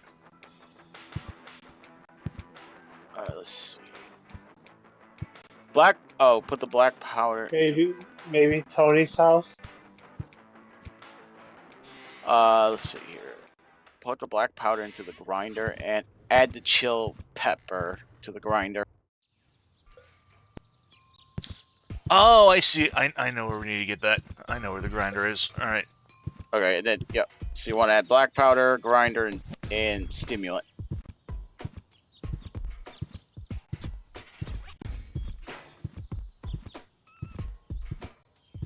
And that will make us some coffee powder. Oh boy. So we want a pinch of black powder.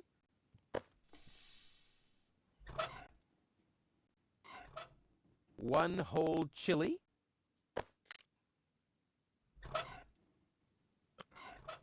Stimulant. And I think that's good. Or I could try and find...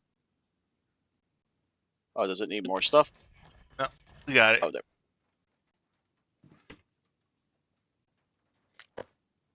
I'll call this blend Rufus Reckless, the Maiden Slayer. Or Savior. No, Slayer sounds much better.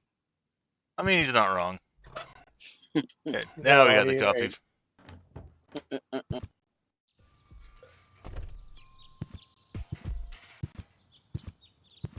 I do have to wonder what did Tony see in him that she liked about him. I mean, he does kind of have a sort of a roguish, almost Han Solo-like charm to him. Almost being the key phrase here. Yeah, Tim says, to be honest, the coffee puzzle was one of my favorites. And he says, oh, so you're almost halfway through the game. Already? Okay. Wow, okay. Tony's too white. That's what he said. I'm going to say, man, if we had even more, I could probably just go ahead and finish this up tonight, but nah, alright. So, I have the powder already.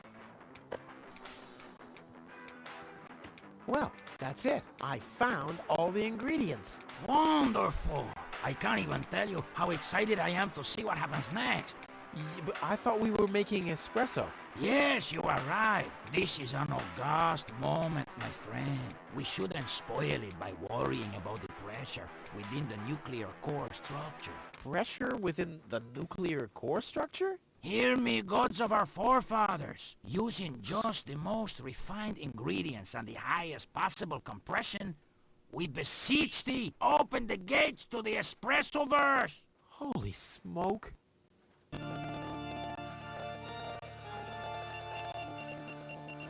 More pressure! More pressure! Okay. Get it up, okay. Captain.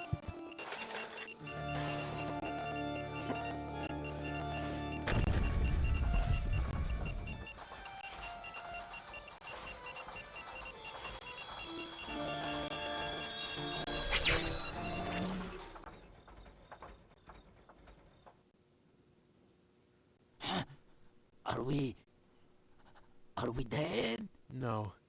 Being dead feels completely different. As you know, I have gazed deep into death's eyes more than once in my life. Oh, now that you mention it, that reminds me. Is Tony still wearing those contact lenses? Shh! Something's happening.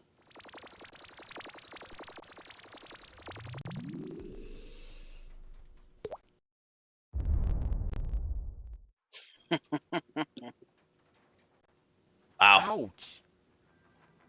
Oh. Whew. I think this brew is gonna do the job. Lonzo. Ah, Rufus. Did you come to help me clean this place up? Well, you know, I got this thing going on. I'll come back later, okay? Now that you have the coffee in your inventory bag, you're going to want to combine with the parrot. Oh. Wait, with the parrot? Yes. Not necessary. Goal has her coffee black. Wakey, wakey. Oh, the parrot poop. See how that works? Dozer. Alright. We got the espresso, we got the parrot. Yep. So, it's like a good time to go bother Tony.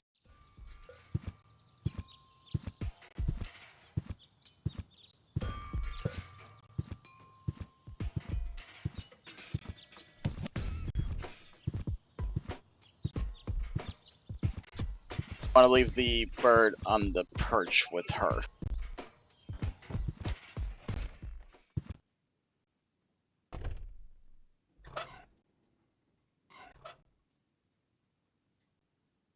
Hey, Tony, I have a present for you. Hello, hello. Didn't I say you're not to bring animals into my store? Yeah, but I thought that only concerned rats and insects. And? Yeah, and water buffaloes. But this parrot is completely different. He's smart, clean, doesn't break stuff, and he doesn't even have lice. Wow. So he's the exact opposite of you. Oh, that's very funny, Tony. I just thought you could use someone who listens to you, so you can chew someone else's ear off for a change. Well, at least I won't be talking to a brick wall. Very funny, Tony. I like him. Yeah, it's no surprise there. He sounds like your mother. And there's a certain resemblance, too. Get Sounds out. like your mother. Get out! Ugh. I should have listened to my mother. Be careful with this guy, Tony. He's an egotistical maniac. Egotistical maniac? Just you wait till you see him in action. Just the other week, he filled the cemetery's lawnmower with Cool Whip. Maniac! Maniac! Now, Bird. It won't be long before he starts pining for toxic mine fumes again. go back and take the bird. Ah.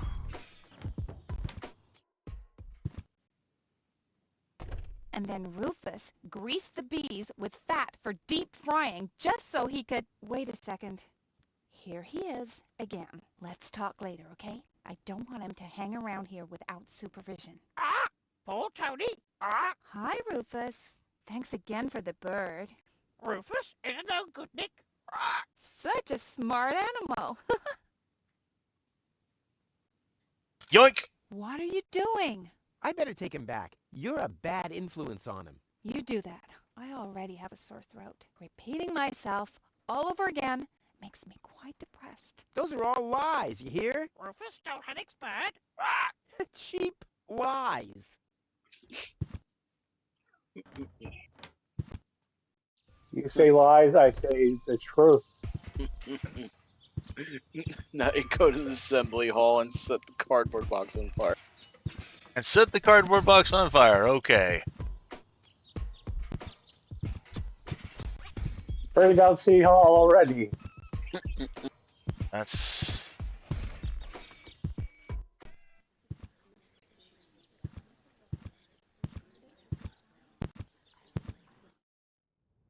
I suggest not to move I know her they in say this this condition. place. What kind of condition is she in? I still don't understand. I mean, is she dead? No. Her body is alive and well. It's her consciousness. It's inactive. So, she's asleep. Well, it's a bit more complicated than that. I think it's related to this implant. It's broken. A consciousness implant? Isn't there a switch or something? A fuse?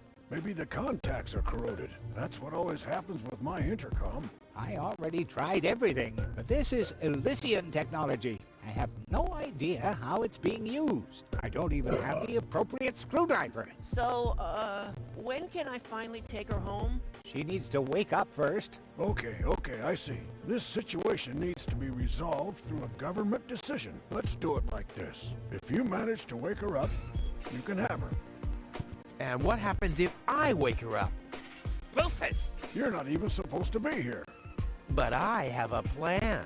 Oh, I've heard about your plans. You never think things through. Everything you do ends in chaos, and most likely with an explosion. We'll see about that. I warn you, stay away from the girl.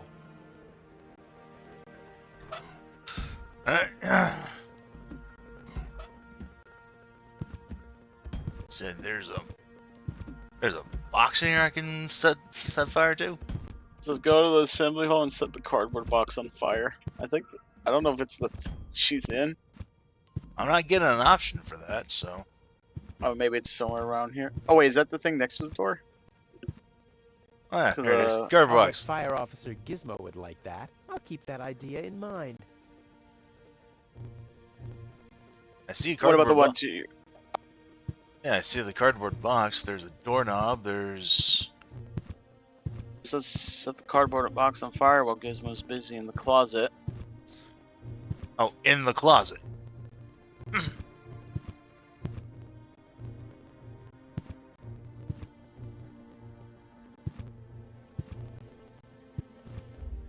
The balloons seem to have been stored here for quite a while. I wonder what occasion they're meant for. Is that a and box why my right face is there on next some to you, of it. Ben? The other one? Yeah, well, there's... How about the one that you're just right next to? Well, it's not giving me an option. It just is like there's to the stage. That's it. So she's from Dusk and Elysian Tale? A favorite task in video games. Arson! Yeah, we need to talk to Gizmo. What now? You know, when they said that you I want to put report an to fight emergency. City Hall, this is not what they had What in is it? mind. fire. Impossible. My fire protection sensors would already have detected the emergency. You have built-in fire protection sensors? Yes, ever since you turned 8 years old, you little brat. That was my last birthday with my dad. I got a cake. I think I even remember the fireworks. I remember them too. Incredible how much you achieved with just 8 candles. Robbery! Impossible. My theft protection sensors would already have detected the emergency. You have built-in theft protection sensors?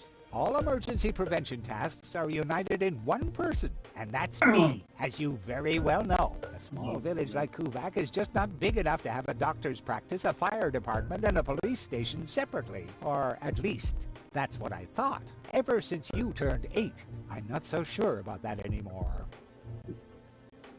No emergency. My bad. If you say so. It sounds too good to be true. Oof.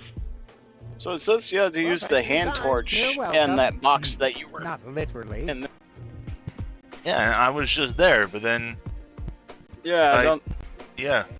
I'll bet Fire Officer Gizmo would like that. I'll keep Did that you have idea in mind. Do you have the hand torch equipped? Yeah, I do. Alright. I think your guide's missing a few crucial steps here, just telling me to do something, and then I'm like... Yeah. Because this is like the third time now it's told me to do something, and I'm like... Yeah, I don't... I was looking up a video. Yeah, because I saw a video that the guy immediately was able to click it, no problem. But then again, I think he was... Oh. Let me see here.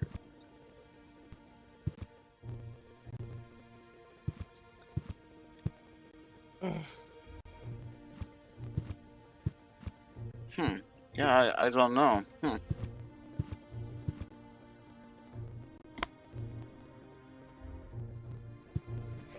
I'll bet Fire Officer Gizmo would like that. I'll keep that idea in mind.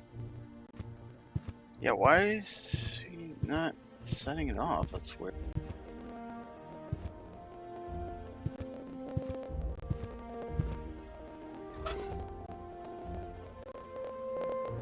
A gadget that manipulates the planet's magnetic field. Yeah, this could have been my idea. Tony's last therapist used to parrot everything she said. Alright, let me see what this goes. It says I got the torch and prison as far as I'm I concerned. can't even look at it. It melts my eyes.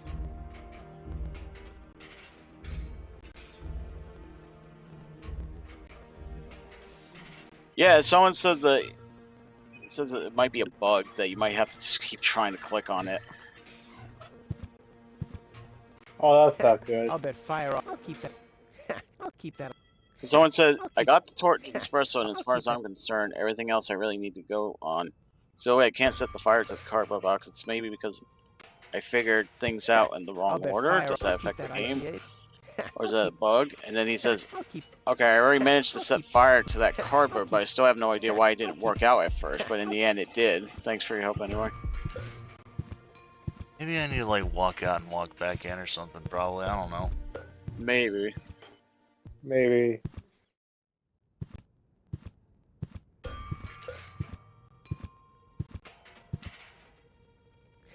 I'll bet Fire Officer Gizmo would like that. I'll keep that idea in mind. I'll bet Fire... What the heck? Yeah. Wonder if... I'm trying to save. Maybe you have to reselect the torch.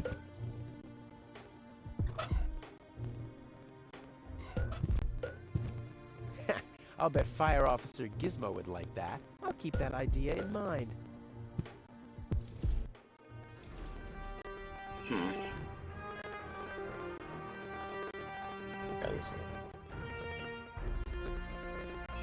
Okay, so someone says, I'm at the part where I must set the fire in the cardboard box so I can get to the goal to wake up.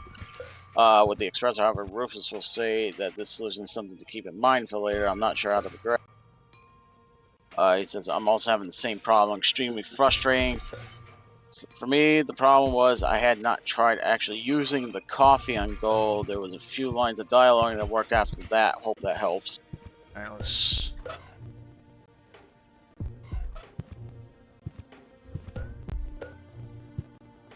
What's that stinging smell? That's medicine. Says who?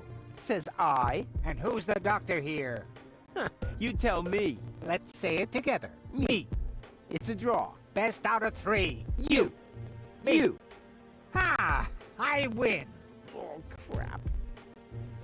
Hey, goal. Goal. Wakey, wakey. Fast asleep. Very good diagnosis, Doctor. Oh, well, it's just that I'm an expert in sleep. Maybe now. Oh, hang on, I hit the wrong button.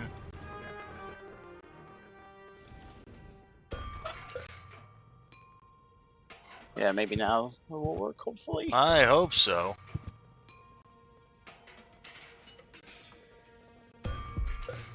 There we go. There we go. Hey, let there be light. That funny smell. Ah! Fire! The town hall's on fire! Fire control mode activated. Firefighter Gizmo at your service. Where is the fire? Over there! The chamber's on fire! Good Lord! Don't worry. Your fire will be extinguished in no time. Okay, well, he's busy with that. Now you give her the coffee.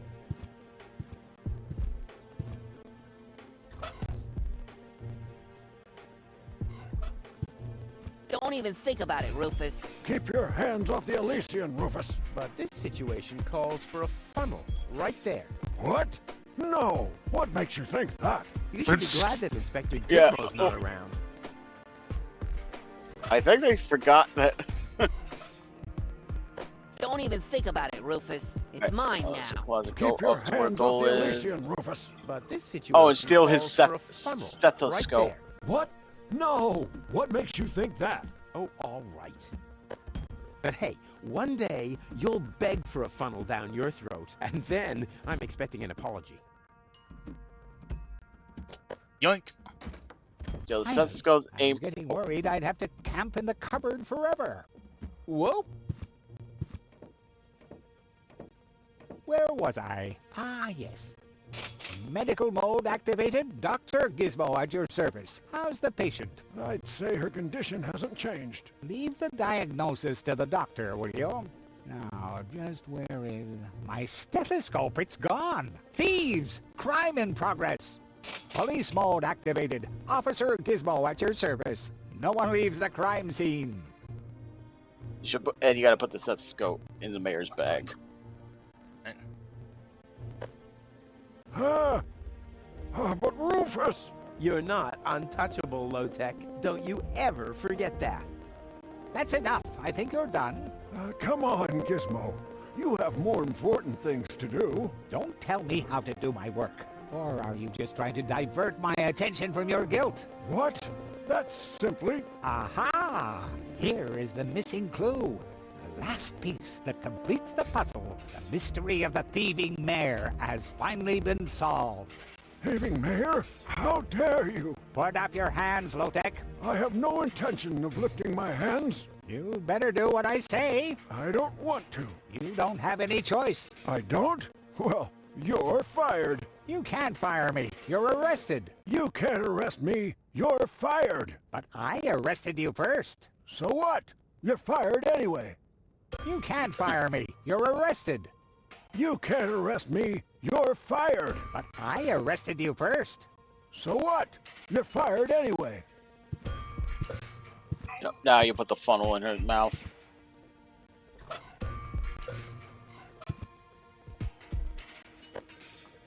And then pour the coffee.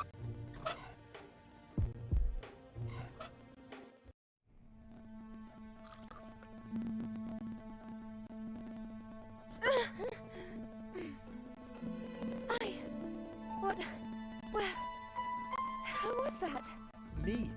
It was me. Oof! Knocked the tooth right out of his mouth.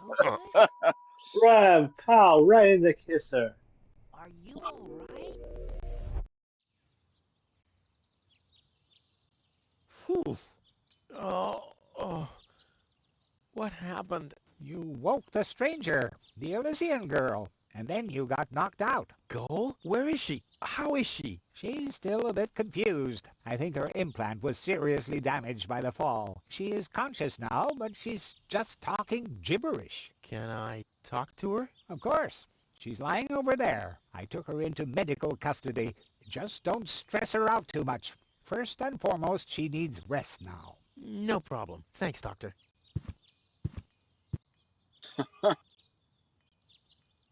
Hello? Anyone home? Home. I'll take that as a yes with limitations. Goal? It's me, your savior. Doodle, doodle, doodle. Puts? No, it's Rufus. Yes? Puts? You can give me any name you like, babe. Say, did it hurt a lot when you fell from the sky? Oh, come on, that was funny. Nah. Because, I mean, you really fell from the sky, you know, like an angel. Just like in the pickup line. It doesn't work when you explain the joke, dude. You get it? Flash dash kazash? Sammy, Mommy, good old Granny. Grumblump? Puzzle false. Nom, nom, nom, nom, nom. Munch grunch? Attack a tick tock. Knock knock. Get hold of yourself. Soup, Guadeloupe. Huh. She's attractive and fun to talk to. Heck, this is totally useless. That woman is completely nuts. Bonkers, wonkers, zonkers. Oh, what did I expect anyway? That she would take me to Elysium? Elysium. We need to go back to Elysium. What did you just say? Horrible things. The Organon betrayed us. Quick, we need to go back. To Elysium. Yes. You remember what happened? Is that you, Cletus? What? No, I'm not. My name is Rufus. I saved you. Rufus? I don't understand. Where am I? You had a pretty bad fall. The doctor says that you're hallucinating. That's confusing, but... I need to get to Cletus. Can you take me to him? Who is Cletus? My fiancé. Well, I don't know. Maybe you are safer down here. After all, you... He'll reward you generously. Oh, that, generously, you say? Try to contact Cletus. He will search for me. Yeah. How generous exactly is generous? Maybe you can... Dude, you can ask that later. He's certainly trying to find me. Do you really think that's a good idea? I mean, for a fiancé, he didn't really make much of an effort to protect you. Rufus, please. You're the only one I can trust. Yeah, that sounds about right. I really am the only one you can trust. The only one. And you already proved that you're a noble character. The bird. No, he's not. But let's get back to No, the he's expression generous. You're feeding into his narcissism. Please, contact Cletus. I would be so very thankful. Shit, 4 goal system. Yeah. Very thankful. I'm sorry, I don't know if I can do that. Can spam one tomo polo lollipop. Peekaboo. But... Bootam swadiko soloka shwootapop. Oh, the burden of the hero. Why do I always have to be so infinitely generous? Glad to know that he's got his fucking priorities in order, but like as soon as she said like he'll reward you generously, he's like, okay, for the treasure. Okay, no Boney, but more Goldie. Just gonna make a save, yeah. Yeah. Actually, I kind of want to just save here. Oh, actually, yeah, we'll just overwrite. Yeah. Mainly because I just don't want to go through that nonsense again. I don't blame you. Yeah. Oh, all right. So, do you want to keep going a little bit more, Ben, or? Actually, you know, it is getting kind of close to the ending here. I mean, we got like, what, 15 minutes at most? Yeah. Yeah. I did go ahead and make that save, did I? Yep. Okay, yeah, it's right there. Okay. Yeah, no, I think we'll probably just go ahead and call that here for now. Alrighty. So. Okay. I mean, I don't know how much further I can get in 15 minutes, so. Yeah. I think this is a good stopping point anyway.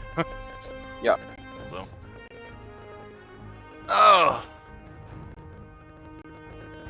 Oh, that was fun. Yep. Yeah, sorry about some of the repeats. I was like, yeah, because it's like, then I see that, yeah, other people are having issues on that bit as well. No, it's fine. It's just, you know, it's one of those things where it's like, oh, I kind of wish we'd known about this ahead of time on a couple of these, but not that bad. At least we got there in the end. Yep. So. Yep. Alrighty. Well, yeah, ever since we finished up that little cutscene there, yeah.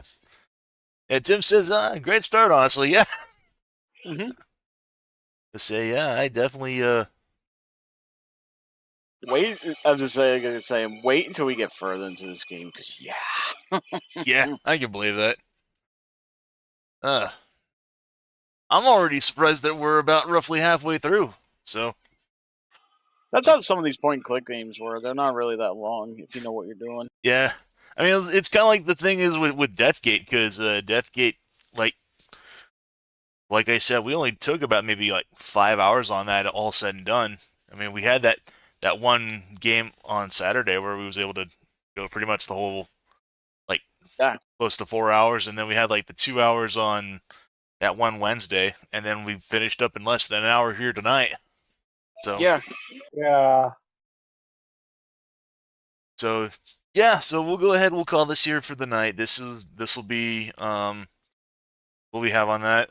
I guess Saturday we'll just I guess we'll just go ahead and continue more of this. And all right, since we're about halfway done already, I guess we'll just go ahead and we'll just finish up on Saturday, and then if we finish before end, maybe we'll just pivot into something different. I don't know.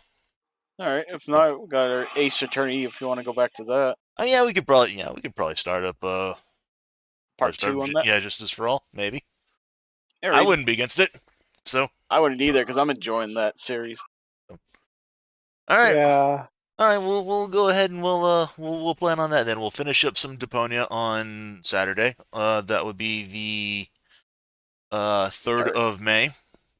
Yep. And then if we finish up, we still got time permit, then maybe we'll start up Justice for All, depending. So. Alrighty. That depends. Yeah, the only reason I'm saying about that is because with Justice for All, it's kind of like the situation where it's like, hey, we start up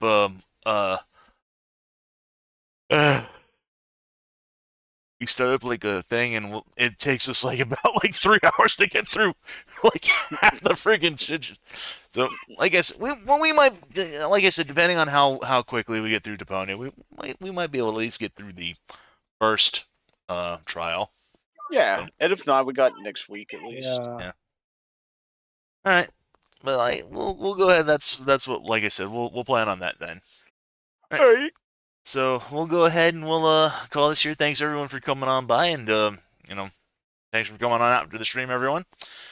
So both. A pleasure. Yep. We'll go ahead and wrap this up here. This has been Mr. Ben. This is Ray, dog. PKM21. Wishing you all a wonderful, happy evening. We will see you guys this upcoming Saturday, May 3rd. Take care, everyone. Bye, guys. Night.